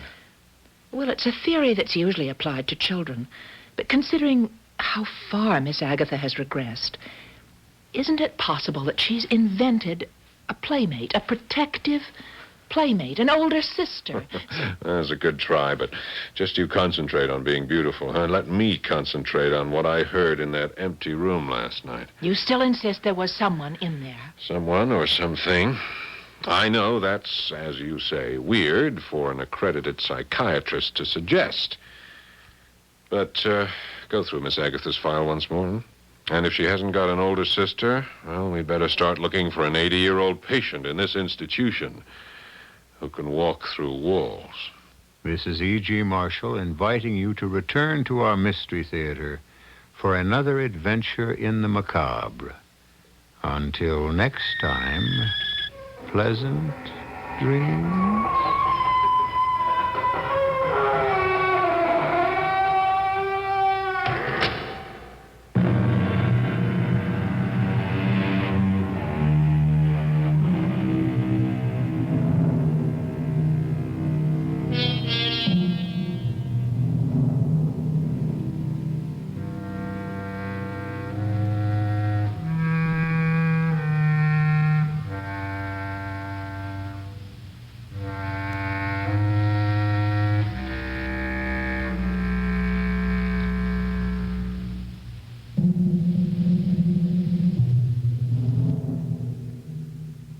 The preceding program was broadcast with the permission of the Columbia Broadcasting System. Public radio for a growing community. WUWM, Milwaukee.